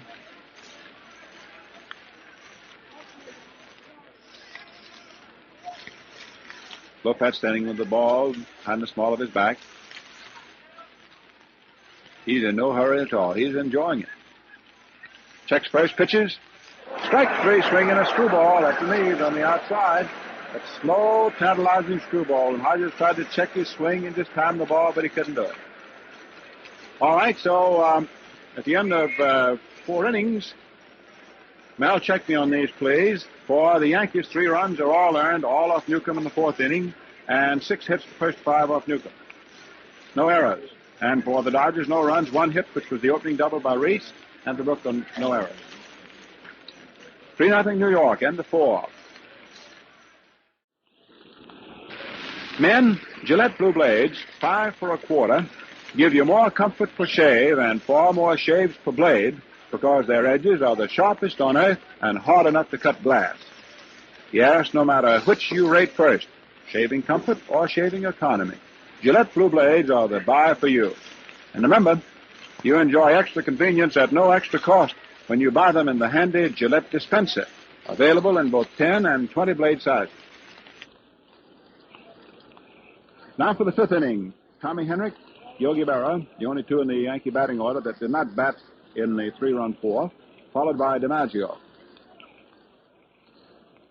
Left-hander Hatton, who came on, faced Rizzuto, who singled, but the 4th inning was ended when Lopat was thrown out at the plate. Hatton delivers a curve, sidearm, swung on, missed for a strike. Left-hander stepped toward first, threw the ball in tight on a left-hand hitter. 0-1, outfield toward right. Henrich 1 for 2 today, 2 hits for 13 at-bats. Curve is fouled off the end of the bat down toward third, and Prezzetti picks up the soft rolling ball, throws it out. 0-2.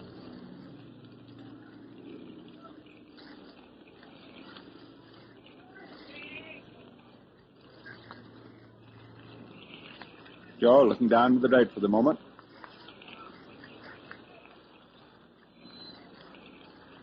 Henrich, slightly open stance against the left-hander. Relief pitcher Hatton delivers. Curveball high inside. Henrich, in dodging away from it, almost ducked into it. Tommy sort of grins. He had apparently judged that ball to be a fastball and was going to just sort of squat underneath it, but instead it was a curve, and Tommy had to give his head an additional bob. 1-2 pitch here, the curve, high inside. Henrich again ducking down. 2 balls, 2 strikes.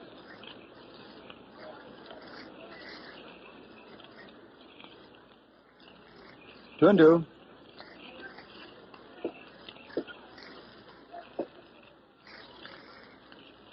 Pitch high inside, a fastball for ball 3. It's the first batter up in the 5th inning.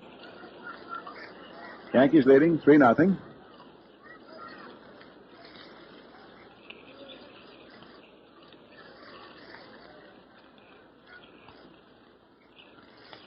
Hatton leans toward third, trying to read the signs from Campanella. Now delivers 3-2, a curveball high inside for ball 4. And Henrich draws a base on ball, which opens up matters in the 5th inning. Sam Narron, who is the boss of the Brooklyn bullpen, gets up now with his mitt and the baseball, and I see he's throwing up Jack Banner. There has not been an agate thrown down in the Yankee bullpen today behind Lopat. Berra 0 for 2, 0 for 6 for the series. Set, bluffs the bunt, then takes a fastball low outside, ball 1.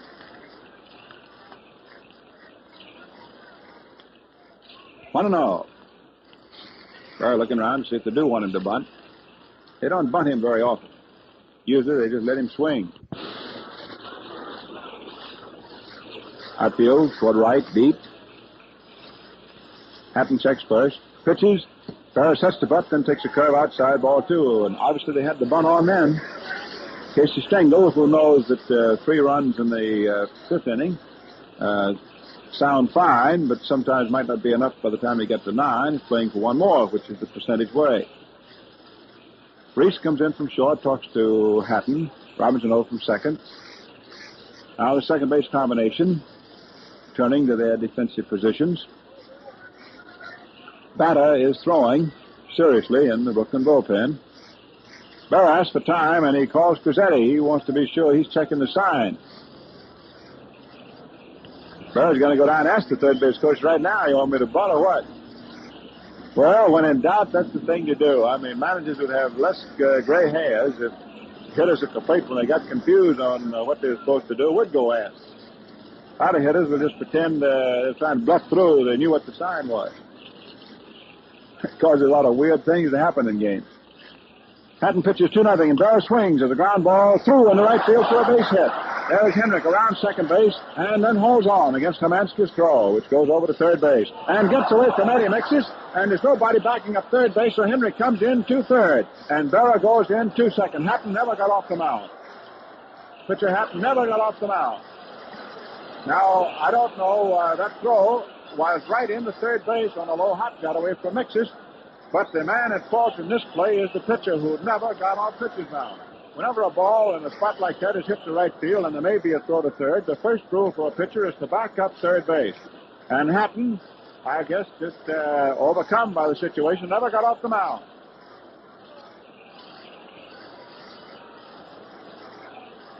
The error is charged to Eddie Mixis for letting Hermanski's good throw get past it. So it's a single, an error charged to third baseman. But the pitcher did not back up the play. Had he backed up the play, runners would have still been at first and second. Now it's going to be a deliberate base on balls to DiMaggio to fill up the void at first base. So there's a base hit into right field for Berra just now, and he goes right on to second base. The error charged to Mixis. Henrik is at third. DiMaggio is being purposely walked. Here comes ball 4, and the bases are now loaded for New York. On a walk, a single, an error, which is not only an error of commission at third by Mixis, but a glaring error of omission by the pitcher who did not get off the mound to back up third base. In addition to right-hander Berra now throwing in the Brooklyn bullpen is a small right-hander by the name of Carl Erskine, who relieved quite a lot since he was brought up in the middle of the season from Fort Worth. So the Yankees are leading 3-0, and they're pressing forward now. They're trying to tap the pea-patch here at Brooklyn. They've got 3 men on. The Brooklyn infield of necessity is up very close, and the batter is Bobby Brown, who doubled his last time to begin that 3-run assault. There's a quick curve above the knees for a called strike. Brown left-handers pretty well. Casey Stengel is quite content to have him up there. Henrik off third. He was alert enough when that throw got away from third and Hatton was not backing up to come right on over. Berra off second, and DiMaggio off first. Hatton in a jam, delivers a curve low outside, and it is ball 1. Campanella bluffed as he would throw to third. Henrik ran back, but there was no throw. Mixis, third baseman, not even over to the bag. Play wouldn't have been close had he been there. 1 ball, 1 strike.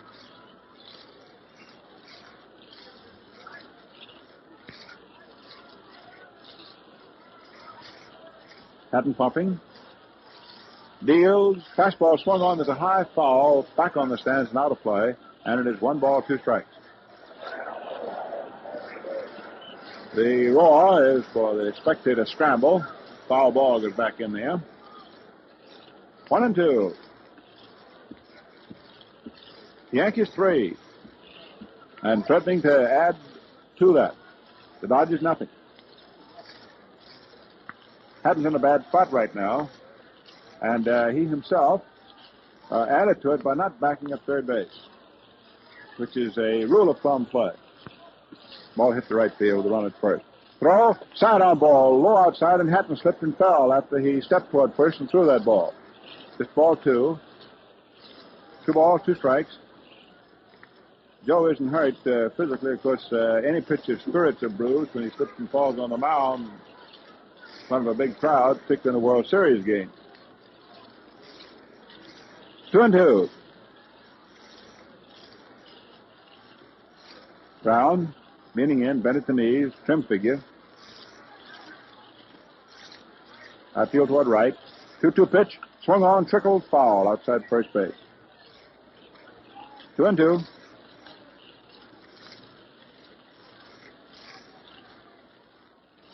Things moving rather slowly at the time being. Yankees 3 men on. Henrik at third. Berra at second. DiMaggio at first. The infield up tight, hoping for a play at the plate.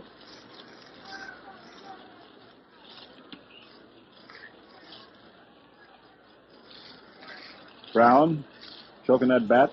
He's trying to meet the ball.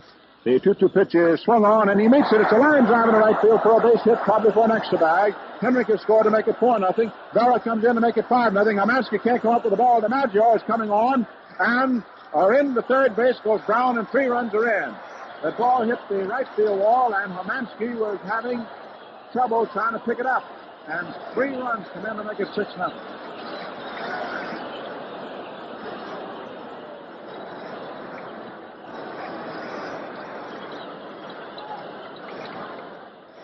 We'll check with the scorers whether that's a triple all the way or whether it is a double and an error on the right fielder. It's scored as a triple. The right field wall, as Mel and I told you in the first broadcast, is the most difficult wall in the major leagues to play. It has so many angles. And that ball was bouncing around, and Hermansky couldn't come up with it. He's not used to playing right field anyhow. Playing there because Ferrello's hurt. So it is 6-0 in favor of New York. A base-cleaning triple, a line drive into the right field corner by Brown. And now Woodling at the plate. Takes a curve high inside for ball 1. So all 3 of these runs are in. They're all to be scored as earned. These 3 runs are charged against Joe Hatton. Triple for Brown, the very next inning following his double. Throw, swung on and beaten down to the dirt foul. Paul Minna, a big left-hander who relieves on occasion, is trotting from the Brooklyn dugout down to the bullpen. So the young medical student, Bobby Brown, is certainly the doctor as far as fixing up the Yankees is concerned. He's bad medicine, however, to Brooklyn. In between baseball seasons, he's still taking medicine at Tulane in New Orleans. Woodling hits a high fly ball into relatively short left center field. Snyder running in, underneath the ball. Here comes his throw, and they hold Brown at third.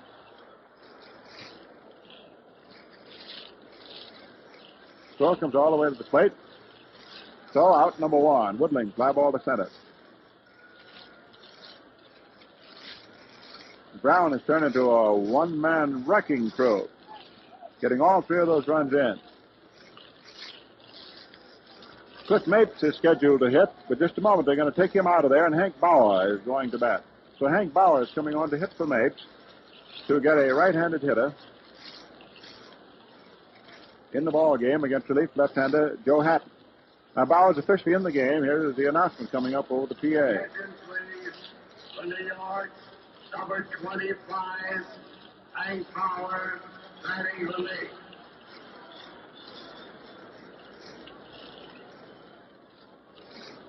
One man gone, infield remaining up. It is 6-0, a half a dozen for the Yankees.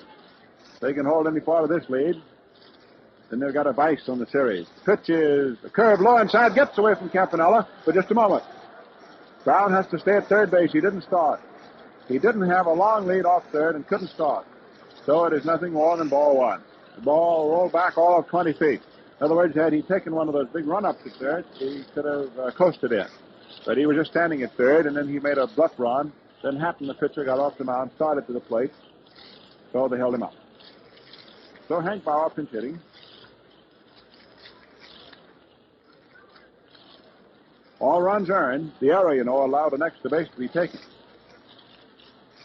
6-0, favor New York.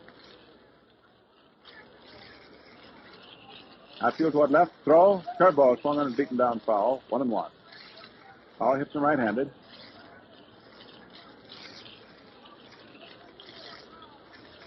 He started in the outfield in game 2. 1 hit, 4 at-bats.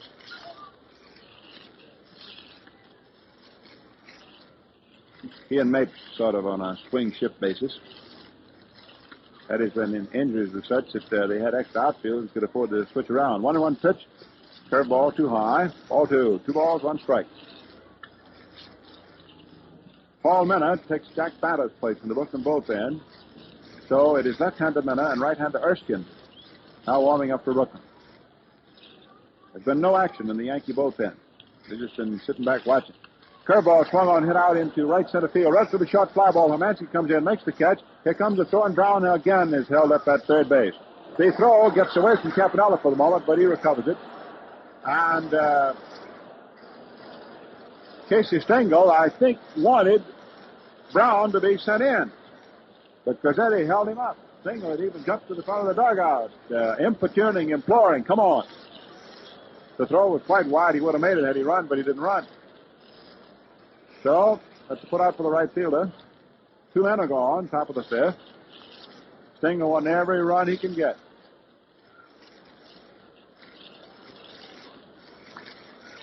Now we have Jerry Coleman, who's played such a distinguished second base. He's had 3 hits so far in the series. Knocked in what turned to be the winning run yesterday. Right-hand hitter working well up on the handle of that bat. Outfield around toward left. There's a ground ball hit to short. Reese juggles it. It gets off of his chest. He recovers, throws to first in time for the out. So Reese recovers. And Hatton finally gets the 3 outs. But the Yankees came up with 3 more in the 7th inning. 3 runs on 3 hits. 1 error, 1 man left. So the total score now at the end of 4.5. New York 6, Brooklyn nothing. So the Yankees leading 6-0. Ed Lopat warming up on the mound, and all warmed up and ready to go as we move into the last half of the 5th inning. Here's Mel Allen, who's done such a fine job broadcasting the Yankees for these recent years and on these World Series broadcasts for Gillette. Mel, you still wondering about the 9th inning? Well, I will, for the simple reason that every last half of the 9th inning has been played in this series. Yankees leading 6-0. It's the last half of the 5th inning. Louis Olmo leading off for the Dodgers. Fly to left field in the 2nd.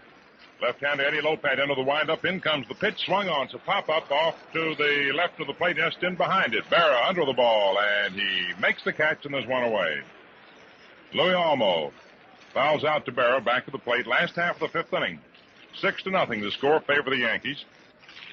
The first ball game in this series in which there has been such a disparity in the score. Every game up until now has been decided on a 1-run basis. And now here is Roy Campanella getting a hand. He did a lot of scrambling and rambling back of that plate in the top of the 5th inning. Doing a lot of work on throws in from the outfield on a short pass ball. Eddie Lopat of Little Rock, Arkansas, pitching to Roy Campanella. Eddie's a native New Yorker, being born and brought up here, but resides down Little Rock now. The left-hander studies Yogi's sign, starts the work, into the windup. Brown comes the left arm. The pitch swung on. A ground ball hit wide of third. Rizzuto backs up Brown, up with the ball. Fires over to Hendrick, and it's in time for the out.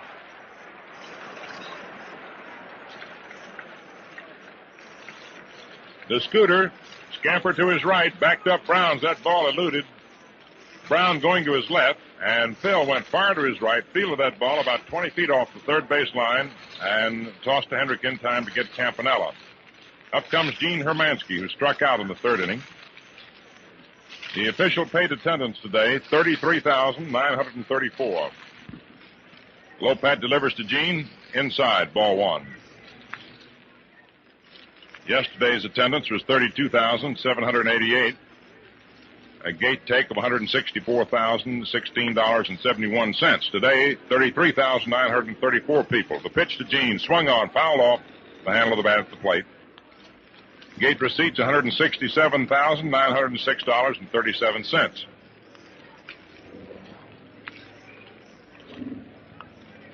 $66,000 was at the first game at the stadium. 66,224. Second game, 70,053. Brooklyn with the smaller capacity, of course. Yankees 6, the Dodgers nothing. It's the last half of the 5th inning. 4th game of the World Series. Gene with the open stance, bent slightly at the knees, awaits the pitch. Here it is. Swung on. Hit solidly into the hole between first and second, out in the right field for a base hit. Taken on a couple of hops by Bauer. Drops the ball, picks it up, flips on into second. Hermansky holds it first. The relay gets through the legs of Rizzuto. Dashing to second are Coleman and Brown, but it wasn't far enough away as Rizzuto retrieved the ball and permit Hermansky to take the chance. So we're going to have a pinch hitter, Tommy Brown. Attention, please. Ball Brooklyn, number 5, Tommy Brown, batting for. Tommy Brown, a young fella, coming up to hit for Joe Hatton, and Jim Turner, Yankee pitching coach, calls time, trots out to the mound to talk to Lopat as they discuss the manner in which they want to pitch to Brown. He is the only native citizen on the Brooklyn Ball Club, a 6', 165-pounder, born on December the 6th, 1927, so that should make him only 21. Be 22 in December. He was 16 years old when he joined the Brooklyn Ball Club, played shortstop during the war. Tom Brown, pinch hitting for Joe Hatton, right-hand hitter. Hermansky, with that single to right field, a line drive between first and second on first base. That's the first hit off Lopat since Reese opened the game with a double. The pitch is swung on as a looping fly ball in short right. Bauer comes in, gets under the ball, and makes the catch. Sort of a half swing. Looked as if Brown wanted to change his mind, but couldn't. But still got enough to drive that ball out into right where Bauer took it. No runs, 1 hit. No errors, 1 left on. And Red will check our 5-inning totals. The Yankees 6 runs, 8 hits, no errors. They've had 5 left on. The Dodgers no runs, 2 hits, 1 error, and 3 men left on. And now Carl Erskine's going to come on to do the pitching for the Dodgers. And while he walks to the mound, we pause 10 seconds for station identification. This is the Mutual Broadcasting System. Hear the World Series exclusively on WOR. See it on WOR TV, Channel 9, WOR and WOR FM, New York.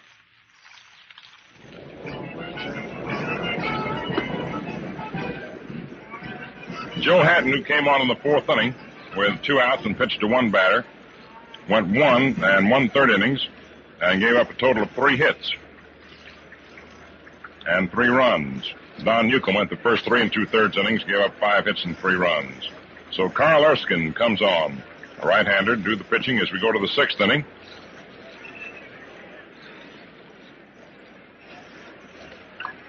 He's a 5'10", 156-pounder from Anderson, Indiana. He's 22 years old, will be 23 on December the 13th. Eddie Lopat moves into the batter's box and is greeted with a round of applause. He's done a noble job for the Yankees thus far, pitching 2-hit ball over the first 5 innings. It's 6-0 New York as we go to the top of the 6th. Lopat, in addition to doing some fine pitching, unloaded a double to left center in the 4th inning to drive in a run after having skied to deep center in the 2nd inning. Erskine taking his time. Lou Jordan of the National League calling balls and strikes. The relief right-handers into the windup. In comes the pitch, and it is swung on. It's a high pop-up off the right of the plate down toward first. Gil Hodges dashes in almost halfway to the plate, makes the catch in fair territory 3 feet off the line, and there's 1 away. Now coming to bat is Phil Rizzuto, who's had 2 for 3. After having had but 1 hit in the first 3 games of the series, he's had 2 today, 2 singles in the 1st and 4th innings. Grounded a third in the 3rd. Eddie mixes it in close in the event of the bunt. Outfield shaded toward left. Erskine's delivery swung on. It's a high foul going out of play to the left of the plate, up over the roof and out of the ballpark. Yankees 6, Dodgers nothing, 6th inning. Again, we'd like to caution you that our cavalcade of sports broadcast of the World Series, brought to you by the Gillette Safety Razor Company, will come to you tomorrow 1 hour later than on the weekdays. 12:45 Eastern Standard Time. 1:45 tomorrow. Here's the pitch inside. And the count is 1-1 on the scooter. It's a fastball. Frank Rossetti coaching there at 3rd. Bill Dickey at 1st. Erskine working rapidly. Delivers. Rizzuto swings and sends a drive to left center field. Almo and Snyder converge. It's Almo out there in left center near the wall, making the catch about 3 feet away from the wall at the spot where Pee Wee Reese's homer entered the stands yesterday, but this one did not get that much carry. So they're 2 down. And up to bat comes Tommy Henrik. He's had 1 for 2 in the ball game. He singled in the first inning, grounded to Hodges in the third, and walked in the fifth. Tommy started the Yankees off in the fifth inning with that base on balls that led to 3 runs. Brown scoring them all with a triple. Pitch is low outside for a ball. Triple with the bases loaded. Outfield plays Henrik to pull. They're shaded around toward right and center and right, with Almo looking for Tommy perhaps to slice toward left a bit. Mixes wide of the line at third. Here's your delivery. Tommy Henrik swings and sends a drive to right field. There's Hermansky racing over to the corner. The ball is up against the wall. Bounding off to Hermansky. Henrik takes the turn but holds up quickly and has to come back to first. As Hermansky played that ball, the rebound off the wall and right in beautiful fashion. And Tommy had to hold up with a line single off the wall in right field. His second hit of the ball game, his third of the series. His first one was a payoff punch in the first game, a 9th inning homer off Newcombe to win that opening game of the series. That's the Yankees' 9th hit of the ball game. Yogi Berra steps in. 1 out of 3, a single to right field in the 5th inning.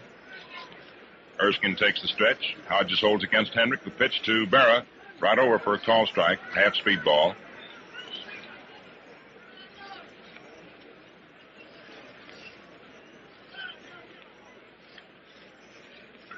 One strike to count.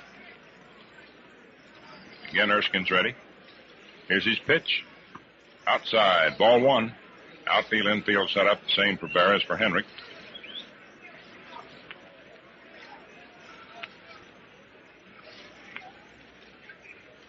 One ball, 1 strike, 2 down. Henrik moves off first base. Erskine sets, throws. The pitch is swung on. It's a high pop-up around second base. Jackie Robinson calls for the ball, shades his eyes from the sun, and he makes the catch for the out. No runs for the Yankees, 1 hit. No errors for the Dodgers, 1 left on for the Yanks. And the score at the end of 5 1/2 innings of play, the Yankees 6, the Dodgers nothing. As Willard Marshall, hard-hitting outfielder for the New York Giants, puts it, the new Gillette Super Speed Razor is a Bearcat. Yes, and here he is to nail it down. Well, fans, if you want a razor that is a razor, take my advice and get this one-piece Gillette. It gives me the slickest shaves in the world and does it so gently that my face feels swell when I'm through. How about convenience? I can't imagine anything handier. Blade changing is no trouble. And to clean the razor, you simply rinse it. Men, see what modern shaving ease and convenience are like. Ask for the new Gillette Super Speed Razor set at your favorite store. You get a fine, precision-made Gillette razor and a 10-blade Gillette dispenser in a serviceable styrene travel case. $1.75 value for only $1. Last half of the 6th inning. The Brooklyn Dodgers, trailing the Yankees by a score of 6-0, will come up at the top of the order. Reese, Mixus, and Snyder. In the first game of the World Series, the Dodgers had only 2 hits, the Yankees 5, and in the second game, the Dodgers had 7 hits, the Yankees 6, and yesterday, the Yankees had 5 hits, and the Dodgers had 5 hits. So the Yankee total of 9 hits in this series is a series high, not in history, but for this current classic. As we come to the last half of the 6th inning, Dodger fans are beginning to call for a little action with some rhythmic applause. Pee Wee Reese, right-hand batter, on the first pitch takes inside around the belt buckle for ball 1. Reese doubled to left center the first inning. Popped out to first in the third. There are the Dodger fans now clamoring for a little activity. The pitch is strike call over the outside corner. Lopat screwball. They play Reese to pull. Hank Bauer in right field, not too far over into right center. Brown in close at third, and as Lopat was ready to go into his windup, Reese stepped out on him. Time called. Now he's back in. Jake Pittler walking up and down, coaching at first. Once again, batter and pitcher unable to get together. Reese stepped out as Lopat was ready. Now we're all set. Here's the 1-1 pitch on its way. Reese takes inside the knees for ball 2. 2-1. Milton Stock coaching at third for Brooklyn.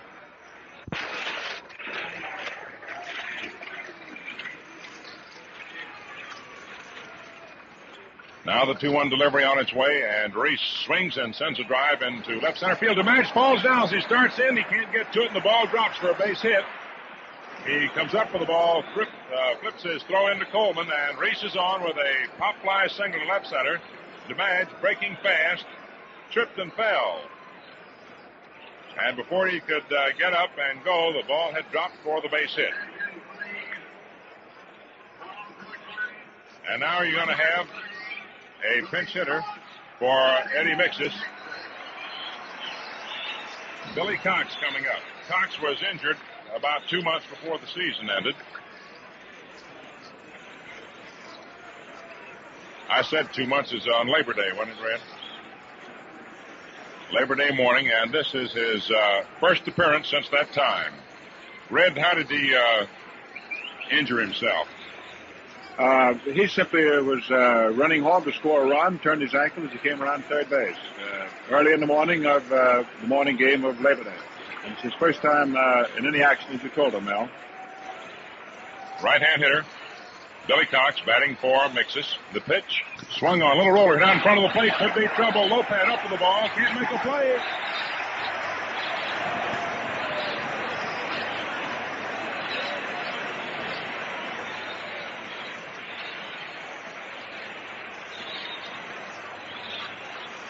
Billy Cox topped a pitch that rolled down toward third.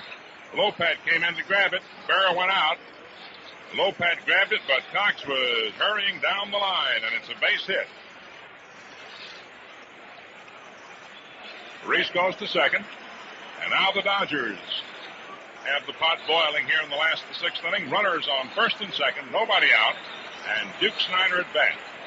He grounded it. Billy grounded in the first inning to Bobby Brown at third. Skied out in the fourth. Left-hand hitter, the pitch. Swung on and fouled off on the ground to the left of the plate. Strike one. Reese on second. Cox on first. Snyder the batter. Robinson on deck. Nobody out. Last of the sixth inning. Yanks 6, Dodgers nothing. And the Duke up. Lopat studies Yogi's sign. Outfield about straight away for Snyder. Lopat studies the sign intently. Now he has his stretch. Reese off second. Cox off first. Here's the pitch. Curve swung on, foul tip. Strike 2. He had Duke going for that changeup. Slow curve.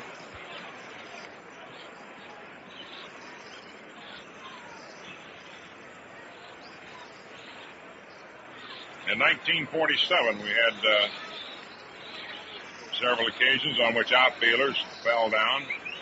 And again, we've had it in this series. Trying to make those sharp cuts. Lopat stretches. Runners move away from first and second. The pitch, and Snyder takes outside for ball 1. 1 ball, 2 strikes. Phil Rizzuto's over close to second base and then halfway. Bobby Brown near the third base line is about 5 or 6 feet off the line and about halfway back on the skin part of the infield. Big shot between third and short. Jerry Coleman in a step or so halfway between first and second. Henrik deep near the line. The stretch. Reese off second. Cox off first. Here's the pitch, and Snyder swings and sends a ground ball out to Rizzuto. Is up for that. Steps on second himself. Fires to Henrik. A double play. Going to third is Reese.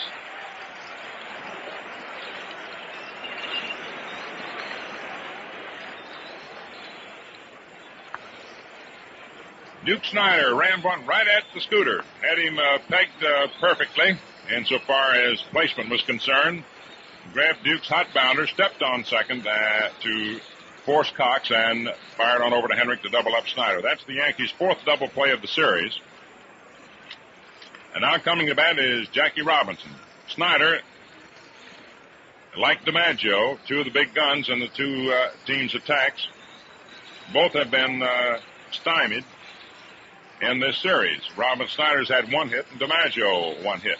And now here's Jackie Robinson, right-hand batter. The pitch swung on and missed. Strike one. Reese on third, moving to third on the double play.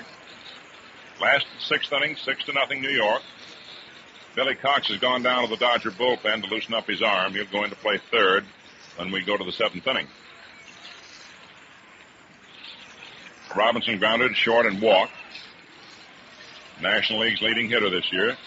Takes a curve to outside. Ball 1-1-1.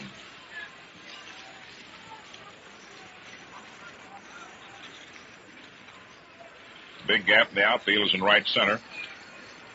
DiMaggio and Woodling looking for Robinson to pull.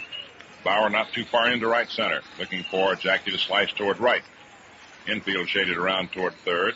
Jerry Coleman about 2 strides to the right at second. Here's your pitch. Robinson swings and lines it out in the left field for a base hit to score Reese. Taken on 2 hops by Woodling. There's a throw into Coleman, and it's a 6-1 ball game. Jackie Robinson with a solid line drive to left field to score Reese from third.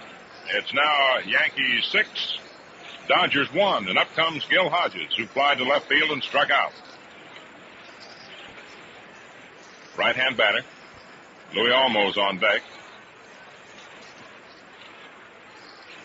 The Dodgers scoring their first run of the ball game. Gil, big, tall, rangy, powerful boy. On the first pitch, swings and fouls it off the plate. Gets in between the legs of Berra. Strike one.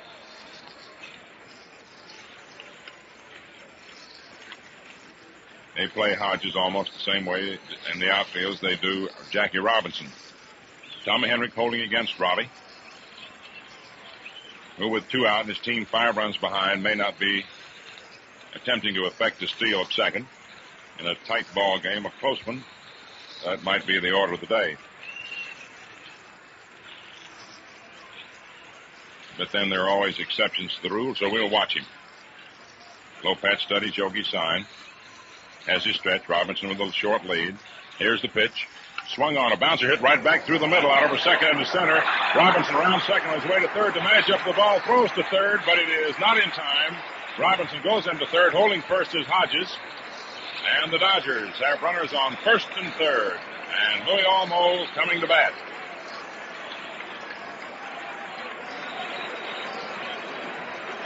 So the Dodgers come alive here in the 6th inning with 4 hits.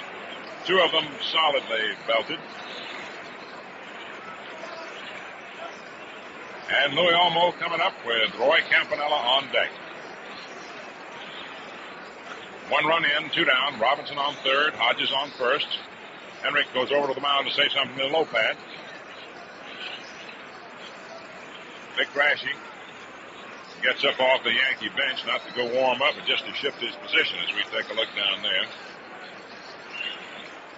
Ball players sitting on a bench like to move about. Well, let's move over here and get into another spot. Maybe they'll change the luck. And on the Dodger bench, they're scurrying around. So Louis Olmos steps in, right-hand hitter. Robinson on third, Hodges on first, 2 down, 1 run in, last to 6th. Lopat takes his stretch. Here's the delivery. It's strike call over the outside corner. Gave him the screwball. The outfield for Olmos, shaded toward right, in center and right. Woodling looking for Olmos to pull, but not too sharply. Olmos pulled one very sharply yesterday. He occasionally does, but for the most part will hit toward left center and around that way a bit. Now there's the signal by Jim Turner, Yankee coach, to the bullpen for some action. And Lopat delivers. Olmos swings and sends a ground ball right back through the middle. Rizzuto keeps in it. Robinson scores. Hodges round second on his way to third. DiMaggio throws him to second, and the Dodgers have 2 runs in.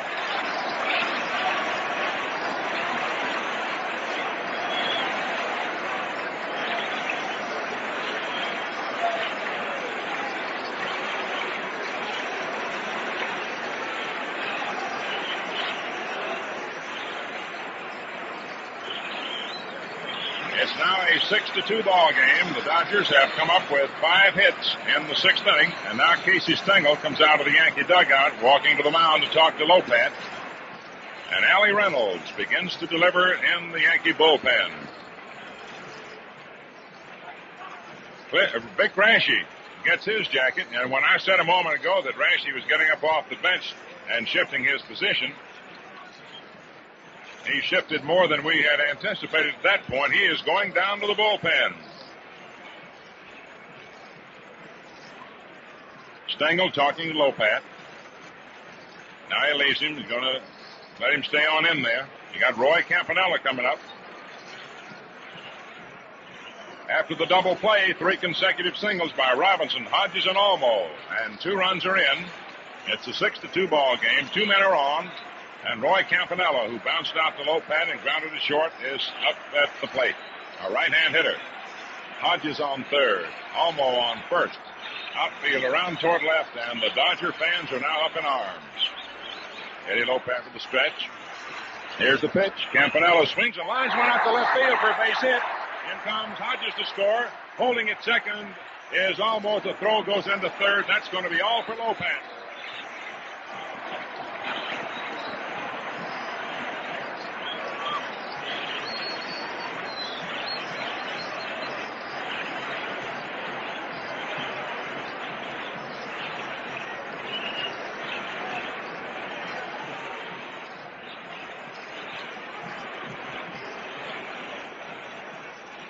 And now the National League contingent and the Dodger rooters have something to cheer about.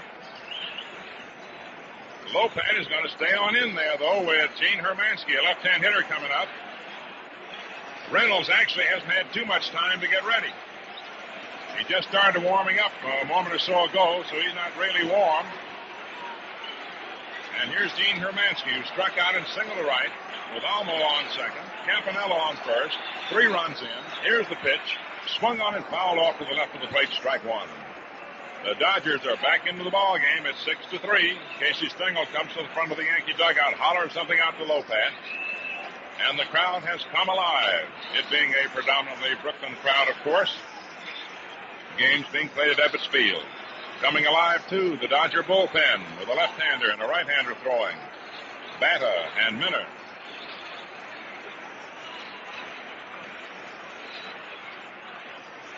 Olmo on second. Campanella on first. 4 consecutive singles here by the Dodgers after 2 are out and a runner on. 6 hits on all in this inning. Lopat to the stretch. Runners move away from first and second. Here's the pitch. It is way outside for a ball.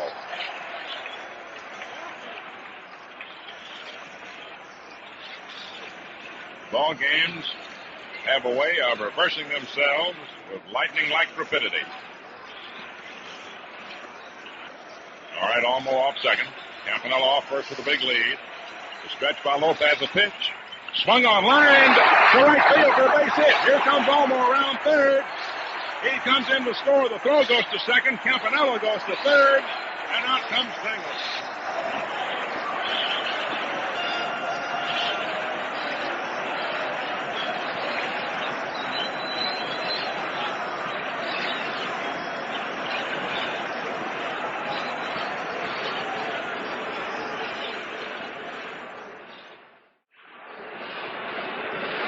It is a 6-4 ball game.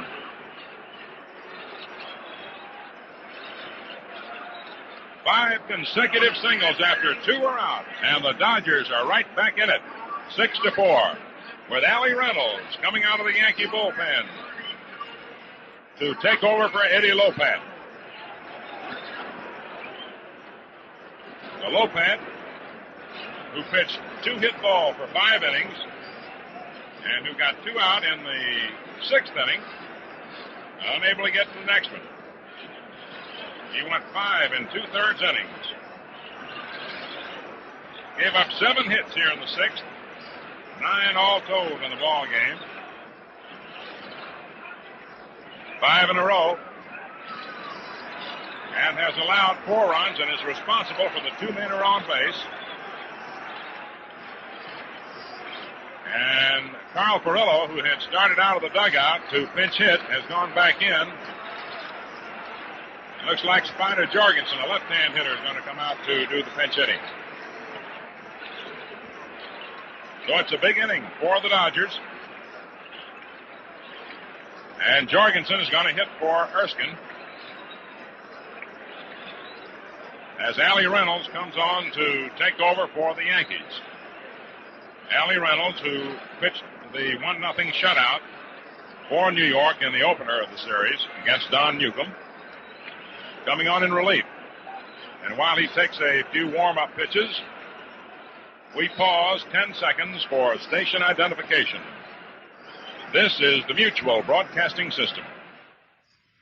Hear the World Series exclusively on WOR. See it on WOR TV Channel 9, WOR and WOR FM, New York.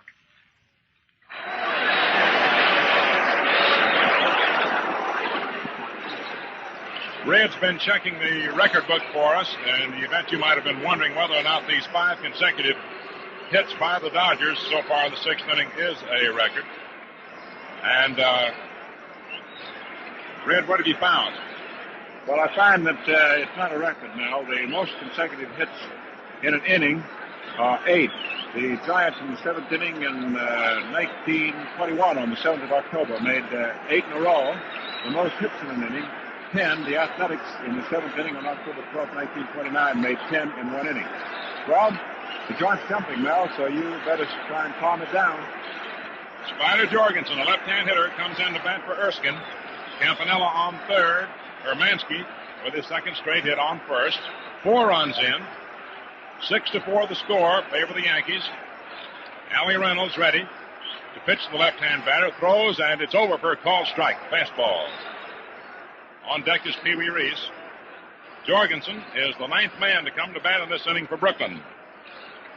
And so, as we hinted earlier in the game, both Red and I, the 4th games of World Series play between the Yanks and Dodgers are generally productive of something that borders on the spectacular. And here are the Dodgers, who were behind 6-0, now in there 6-4 in the pitch, and Jorgensen swings and fouls it off at the left of the plate, and it's out of play. Strike 2.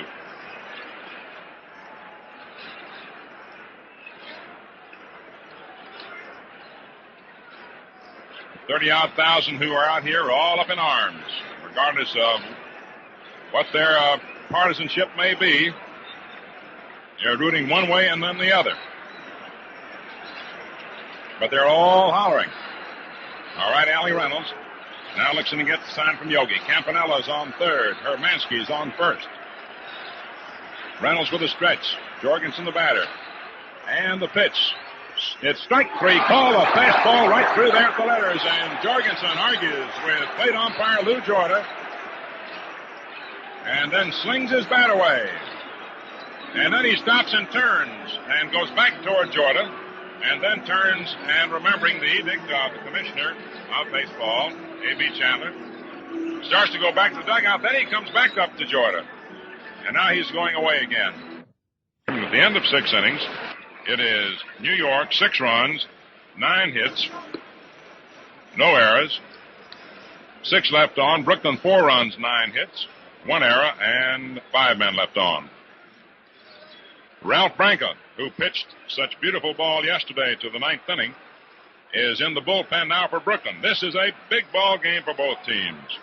The Dodgers need it to stay right in there. The Yankees need it to keep the jump.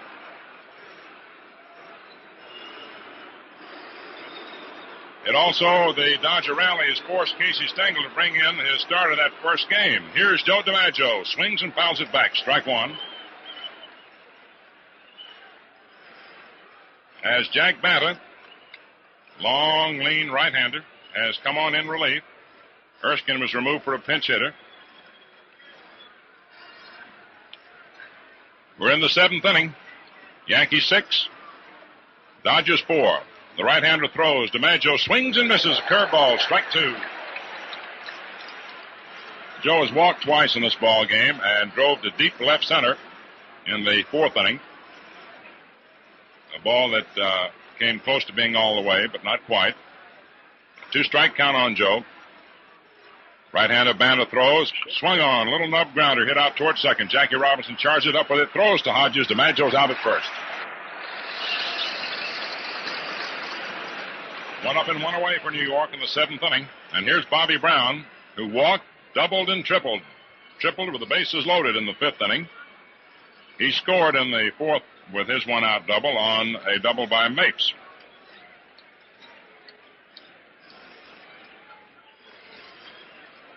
Bobby Brown has had an amazing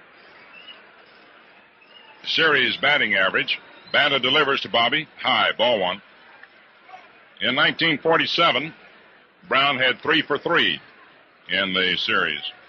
Pinch hits. And so far he's had 3 hits in this series. So he's had 6 hits and 10 times at bat. He swings and misses. Strike 1. He has a .600 batting average for World Series play.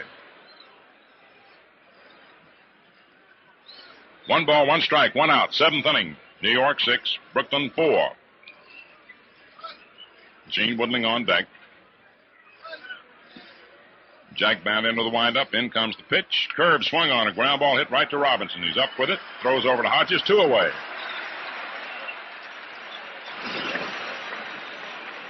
Two up and 2 down. And now here's Gene Woodling, who flied to center, walked, and flied to center.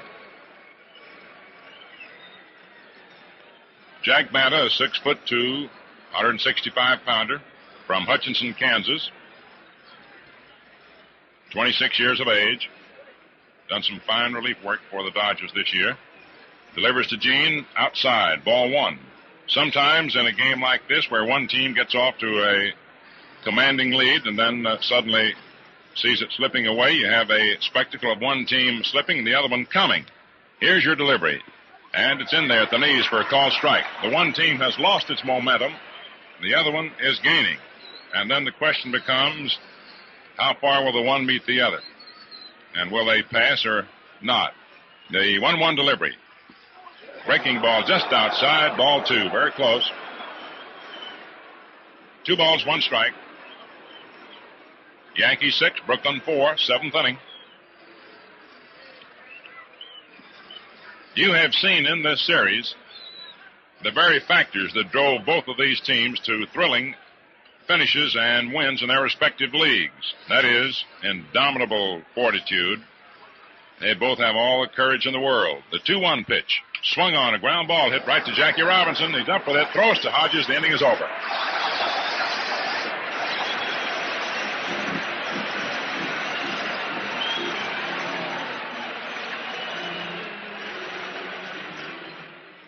No runs, no hits, no errors, nobody left on, and the score at the end of 6.5 innings, Yankees 6, Brooklyn 4.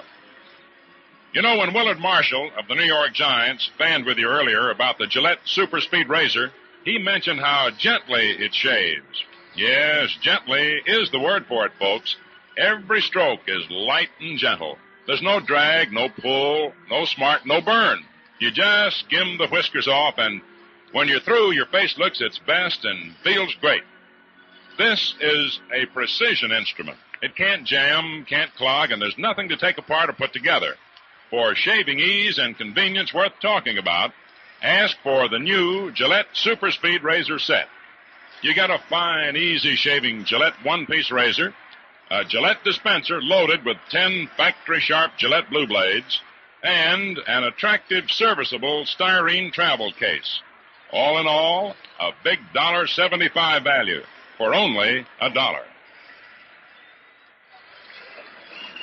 Last half of the 7th inning, and it's going to be the top of the order for the Dodgers. 9 men batted in the 4-run 6th inning. It was all started off by Pee Wee Reese, and he's coming up again. He's had 2 out of 3 today, a double in the 1st inning, single in the 6th, popped out to first in the 3rd inning. Cox and Snyder to follow. Reynolds delivers. Reese on a curve, swings and drives it to right center field. Bauer races over and back and takes it for the out. Reese lines to right center with Hank Bauer racing over to take it. And now you've got Billy Cox coming up. He batted for Mixus in the 6th inning and beat out a roller. Brown and Berra at the mound now talking to Reynolds. Both bullpens, for the time being, inactive. Duke Snyder is on deck. Casey Stengel comes to the front of the Yankee dugout and hollers out to Reynolds.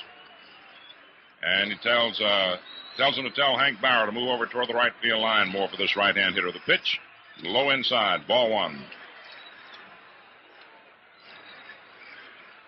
Yankees 6, Dodgers 4. Last the 7th inning, 1 out, nobody on. Billy Cox from Harrisburg, Pennsylvania, awaits the pitch. Here it is. Outside. Ball 2. 2 balls, no strikes.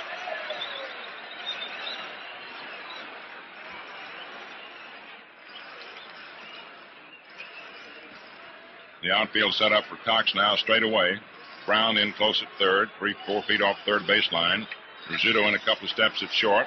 In comes the pitch. Swung on. It's a high pop-up going out of play. Foul back of third. Up onto the roof.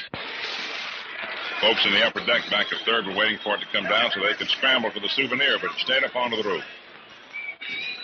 2 balls, 1 strike to count on Billy Cox. Duke Snyder on deck. Yankees got 3 runs in the 4th inning, 3 in the 5th. The Dodgers slashed back with 4 in the 6th, and it's a 6-4 ball game at the present time. Last half of the 7th inning. The 2-1 delivery. Swung on. There's a drive to center field. DiMaggio getting onto that one, and he hauls it in for the out. 2 away. 2 up, 2 down, and Duke Snyder steps in. Grounded to third, skied to right center, and bounced into the double play in the 6th inning.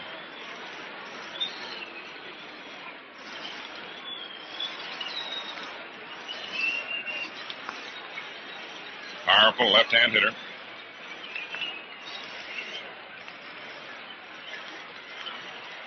Compton, California Clouder. Right-hander Allie Reynolds comes in with curve. Swung on it, missed. Strike 1.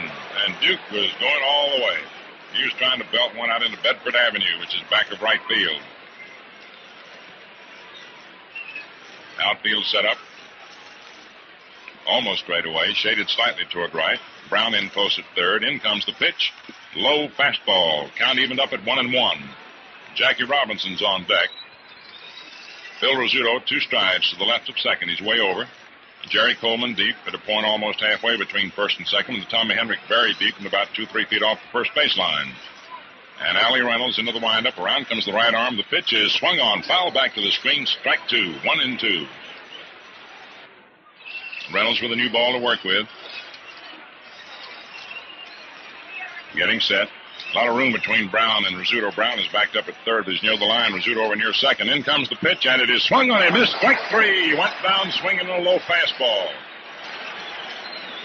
No runs for the Dodgers. No hits. No Yankee errors. And nobody left on for Brooklyn. And the score at the end of 7 innings, the Yankees 6 runs, 9 hits, no errors. 6 left on. The Dodgers 4 runs, 9 hits, 1 error, and 5 men left on base. And so there have been a couple innings of concentrated action as the Dodgers have battled their way right back into the ball game. And they did it with a vengeance, didn't they, Red? Well, nothing is as uncertain as a baseball game, and certainly not apparently at Ebbets Field, Game 4 between the Yankees and the Dodgers. The only thing sure is that we've got a nice afternoon from the weather, and what'll come up in the 8th and 9th innings, I know for one I wouldn't miss seeing it. I think you folks listening in might have forced it to have Mel telling you about it. Going into the first half of the 8th inning, the Yankees will come up with Hank Bauer, Jerry Coleman, and Allie Reynolds. Casey Stengel sent Bauer in to hit for Mapes in the 5th inning, with a left-hander in there doing the pitching at that time for Brooklyn, and a runner on third hoping to get him home. It didn't happen.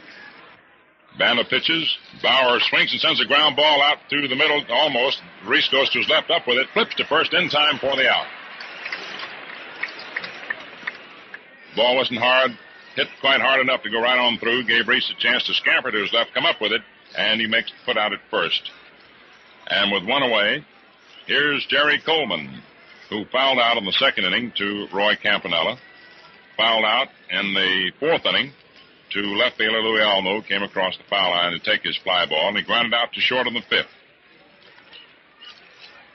Chokes that bat, leans in close to the plate. The pitch is a fastball just off the outside corner, ball one. Allie Reynolds, the next scheduled hitter. Rizzuto's out in the batter's circle. Outfield about straight away. One man down, and the pitch. Swung on, say, fly ball hit out into short right. Gene Hermansky in under it, and he makes the catch. So they're 2 down for the Yankees in the 8th inning. And Allie Reynolds coming out of the dugout. Allie had a couple of hits in the first game of the series that he worked. One of them a double, one a single. Struck out his last time up in the first game. Bats him right-handed. 2 men down, 8th inning. Score, Yankees 6, Dodgers 4.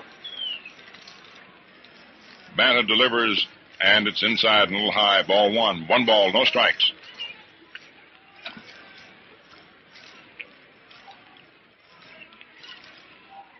They shade Reynolds bit toward left. The delivery swung on. It's hit high into the air. Behind the plate, foul pop-up. Campanella under it, and he makes the catch. So the Yankees go out in order for the second straight inning as Banta does a perfect job of relief pitching. And the score at the end of 7.5 innings remains the Yankees 6, the Dodgers 4. You know, back in the days when it took 9 balls to walk a batter, 4 strikes to fan him, and fouls didn't count, shaving was no picnic. But now, thanks to Gillette Blue Blades, you ease off whiskers in a jiffy and wind up with your face looking its best and feeling great. Men, Gillette Blue Blades, 5 for a quarter, are the sweetest shaving and longest lasting on earth. So for tops and comfort and economy as well, they're the buy for you. Now, to enjoy extra convenience without extra cost, ask for Gillette Blue Blades and the handy Gillette dispenser. It feeds them out unwrapped, saves time, saves fuss. You get 20 blades, 40 shaving edges for 98 cents. 10 blades for 49 cents. Look sharp, feel sharp, be sharp. Use Gillette Blue Blades with the sharpest edges ever honed. The last half of the 8th inning at Ebbets Field, it'll be Jackie Robinson, Gil Hodges, and Louis Almo coming up. Score, Yankees 6, Dodgers 4. Robinson grounded to short, walked, and singled to left in the 6th inning. Right-hand batter, outfield toward left and center and left, almost straight away and right, the big gap in right center. Second baseman Jerry Coleman over near the bag. Brown in close at third. In comes the pitch from Reynolds, and it's over for a call strike. Fastball. Rizzuto about 4 strides to the left of second in a couple of steps. Robinson fast. He may be bunting. He may be swinging away. You can never tell. He'll try to catch you napping and dump a bunt on occasion. The 1-strike pitch. And Robinson takes low outside for a ball. 1-1. Breaking delivery. Jake Pittler, ever active, coaching there at first, cups his hands over his mouth, hollers words of encouragement down to the plate to Robinson. Milton Stock standing there at third. Reynolds starts the windup.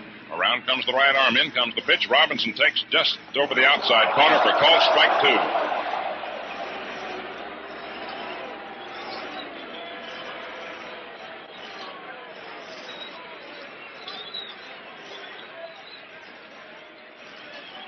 One ball, 2 strikes. Bobby Brown backs up at third now with 2 strikes on Jackie, and he's about 3 feet off the line. Rizzuto over toward that third base hole. Coleman over near second. Reynolds delivers. Curve is inside to Robinson. Ball 2, 2-2. Fans exercising their prerogative, always trying to help the umpires umpire the game. 2 balls, 2 strikes. Robinson leading off last the 8th inning. Allie Reynolds delivers. Jackie Robinson swings and sends a ground ball toward third. Brownder's left up with it. Fires across to Henrik in time, and there's one away. Robinson grounds out. Brown to Henrik. Here's Gil Hodges. Brooklyn first baseman moving into hitting position, fly to left in the second inning, struck out on the fourth, and single to center in the sixth.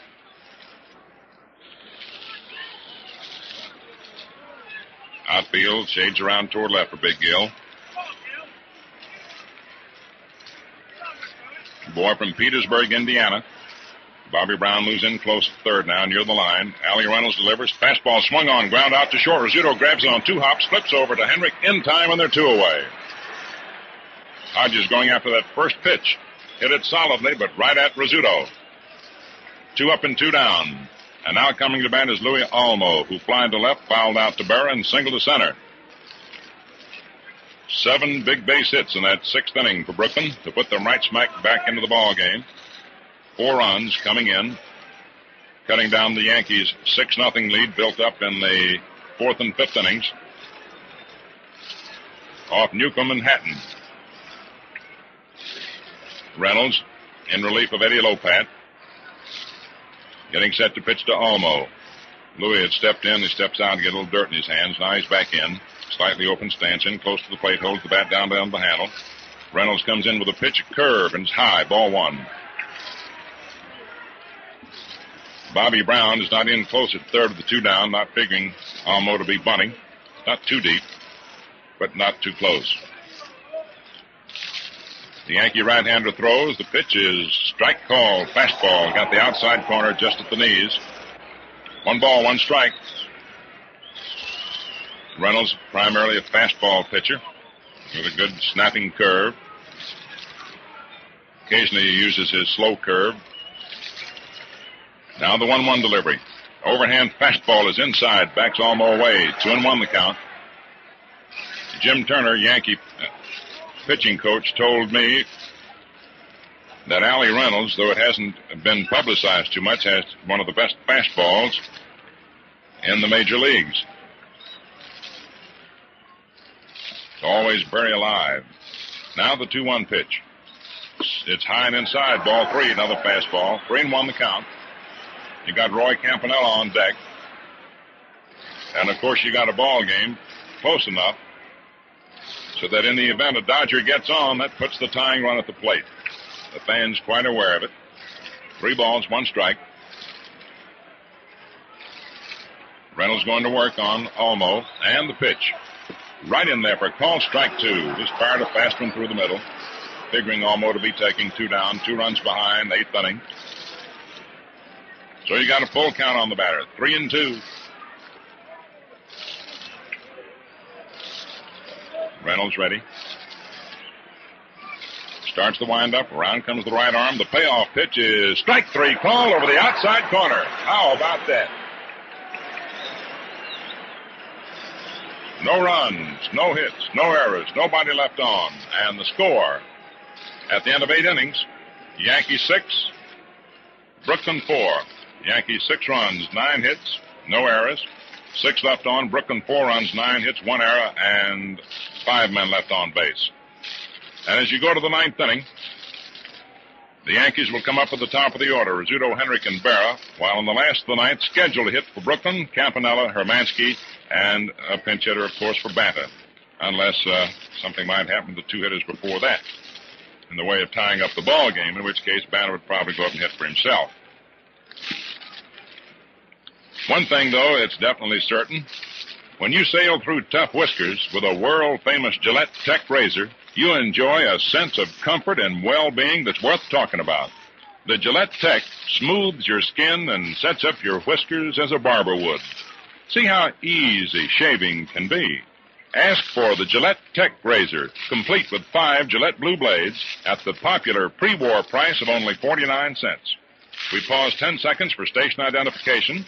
This is the Mutual Broadcasting System. Hear the World Series exclusively on WOR. See it on WOR TV Channel 9. WOR and WOR FM, New York. Phil Rizzuto takes a pitch that's low for ball 1 as we go to the top of the 9th inning. Yankees 6, Dodgers 4. Billy Cox in there, third base in close. Jack Banta delivers outside, ball 2. Ralph Branca throwing in the bullpen for Brooklyn. No action in the Yankee bullpen. Rizzuto's had 2 out of 4 singles in the first and fourth innings. Grounded out to third in the third. Flied to left in the sixth. Outfield around toward left. Banda's pitch. Inside. Backspill away for ball 3. 3-0 count on the Scooter.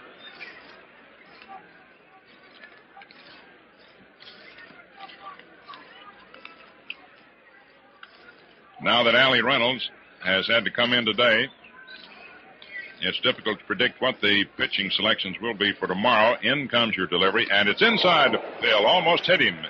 That 3-0 pitch was way inside. And Rizzuto walks.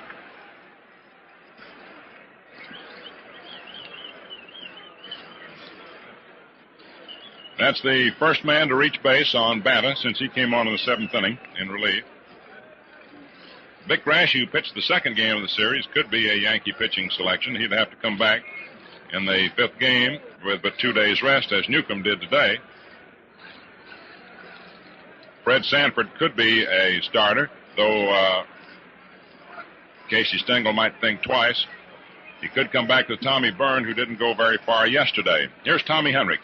As a throw to first base, not in time. Henrich singled in the first inning. Grounded in the third to Hodges, walked in the 5th, and singled in the 6th. Tommy steps out. Banner was ready to work. All signs at the moment would point to a possibility of Rex Barney starting for Brooklyn tomorrow. Banner delivers to Henrich. Tommy shortens up, takes the ball. Hodges breaking for the plate, looking for the bunt. Cox from third. Since Joe Hatton was used today in relief, and with Branca throwing the bullpen, having worked just yesterday, it's entirely possible that regardless of the outcome of today's game, it would be Barney for Brooklyn tomorrow.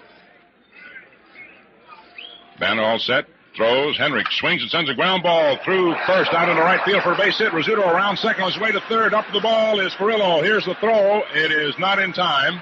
Or rather, Hermansky, and Rizzuto gets into third. So Tommy Henrich singles into right field, sending Phil Rizzuto to third base. That's Henrich's 3rd hit of the ball game, his 4th in the series. His first one, of course, will long be remembered when you talk about World Series games. Dramatic inning opening, last half of the 9th inning, home run that won the ball game, 1-0 for Reynolds over Newcombe at the Yankee Stadium. Now here's Berra up, who's had 1 out of 4. Infield is in for a play at the plate. Rizzuto on third, Henrich on first. 9th inning, 6-4 New York. Nobody out. The pitch, Berra golfs a foul, grounder down the first baseline. Strike 1. You had a similar situation in the first inning today when Rizzuto and Henrich singled to start the ball game, putting runners on first and third, and Berra hit into a strange double play. Grounding to third, Rizzuto was caught in a chase and put out, and Henrich, rounding second, was caught to complete the double play, and the Yankees failed to score. So there were 2 bases on balls following. Here's your pitch to Yogi. It's a pitch out, a throw down to third, and he is out at third. Rizzuto is caught at third as he stumbled trying to get back.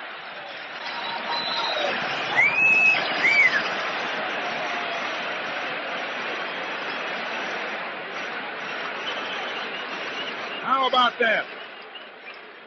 Again, you have a strange situation developing, just as you had in the first inning. Roy Campanella was taking a look at Phil coming up the line. Cox eased over, and Campanella called for that pitch out and fired down to Cox, and Rizzuto stumbled trying to get back, and he couldn't make it as Cox blocked him off. So there's 1 out. Henrich on first, and the pitch to Berra is way outside for ball 2.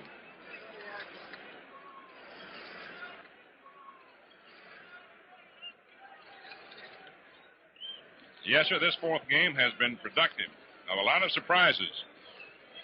And it's not over. 2 balls, 1 strike, 1 out. Rizzuto picked off third by Roy Campanella. Henrich inches off first.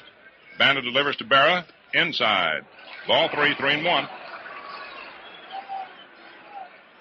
Man, you know, that relieves the pitcher of a lot of pressure.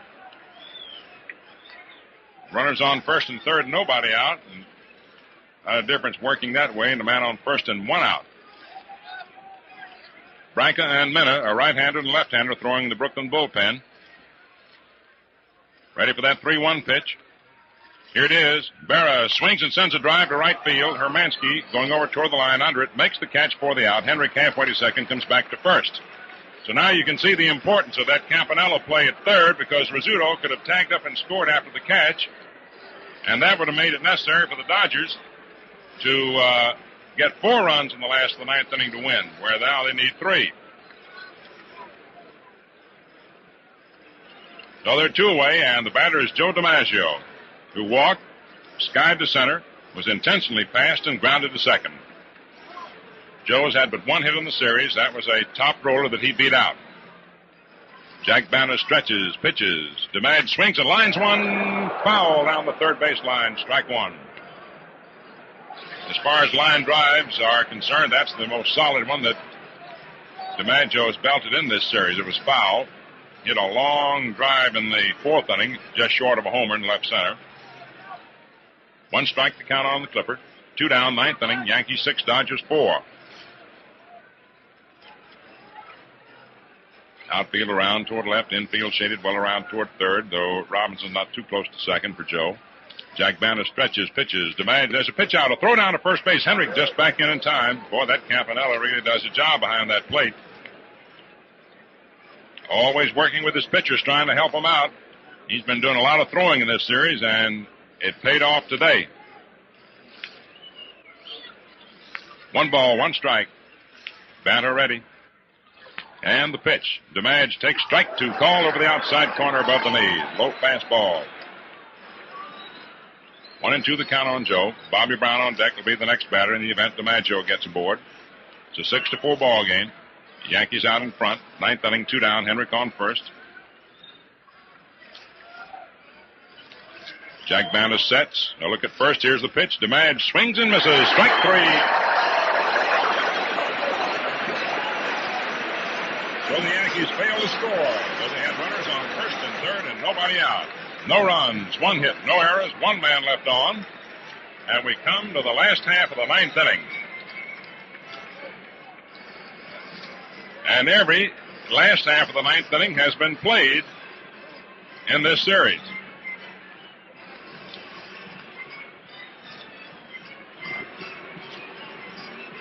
The Yankees, the home team, won the first game, but they had to do it in the last of the 9th. Then the Yankees lost the second game. And the scene shifted to Ebbets Field yesterday, and the Dodgers lost that one and had to take their turn at bat in the 9th. And here they are again, coming up in the last of the 9th with Roy Campanella leading off. Gene Hermansky to follow. And after Hermansky, we'll see.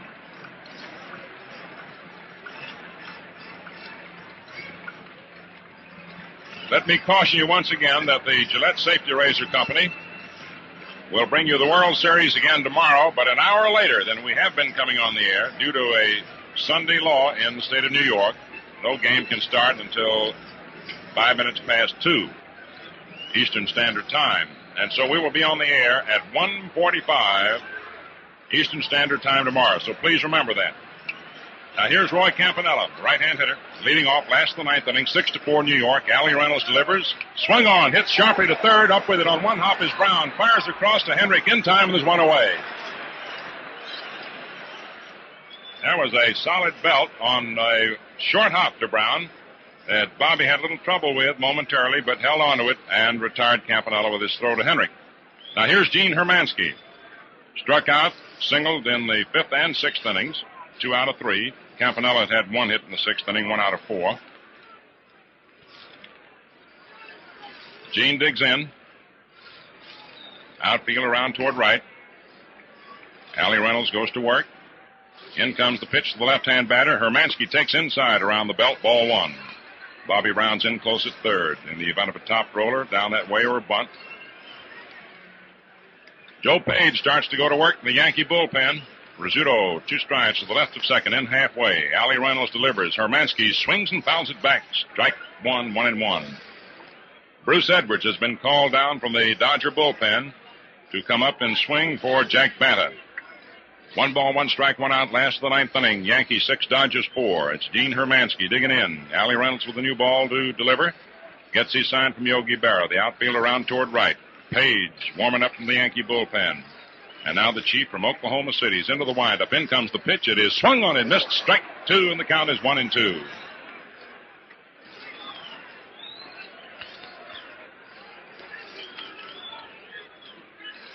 Reynolds hitches up his trousers, rubs up the cover of the ball.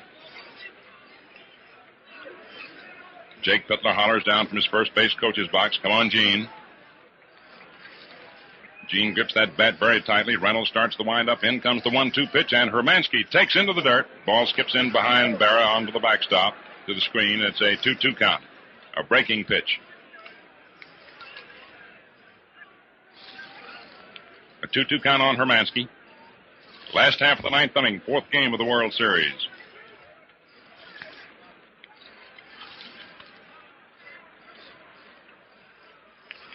Reynolds slams the ball into the pocket of his glove. Shakes his arm free. Now he's ready. Starts the windup. In comes the pitch, and it is way outside for ball 3. Full count, 3-2. Came in with a fastball that took off outside. So he's gone to the full count on Hermansky. 3 balls, 2 strikes, 1 out. Last of the 9th inning. Yanks 6, Dodgers 4. Reynolds getting ready for the big payoff pitch. Into the windup. Around comes the arm. Here it is. It is swung on and missed. Strike 3. And Hermansky dances out of the batter's box and slams his bat to the ground. It was a quick curveball, fast snapping curve that had him missing. And Hermansky's so mad as he walks toward the Dodger dugout, he kicks the batter's rosin bag. It's going to be Dick Whitman coming up to hit for Banta instead of Bruce Edwards. Edwards had come down to the dugout from the bullpen, but he is not going to come up to bat. It's going to be Dick Whitman, a left-hand hitter. And now Berra steps aside from the plate and looks into the Yankee dugout to Casey Stengel to determine how they shall play Whitman. And Stengel motions to Gene Woodling to come in a bit and left. Gene Hermansky went down, striking out.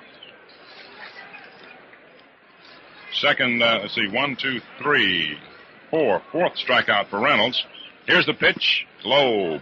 Inside, ball 1. And Reynolds struck out 9 the first game, so a total of 13 strikeouts for him in the series. 6-4 Yankees, last of the 9th inning, 2 down. Dick Whitman, left-hand hitter batting for Jack Banta. 5'11", 170-pounder. Reynolds throws a pitch over for a called strike, 1-1. Whitman from Eugene, Oregon. Outfield toward right and center and right. Shallow and left and straight away. Brown in close at third. Rizzuto in halfway at short. 3 strides to the left of the bag. Coleman 3 strides to the right end of step. Hendrick deep near the first base line. 1 ball, 1 strike, 2 down. Allie Reynolds into the windup. In comes the pitch. Whitman swings and grounds it foul in behind the plate. And it's a 1-2 count. You've got Pee Wee Reese on deck. Bobby Brown moves over from third to holler words of encouragement to Reynolds as Yogi Berra moves out in front of the plate to deliver a brand new baseball to Allie.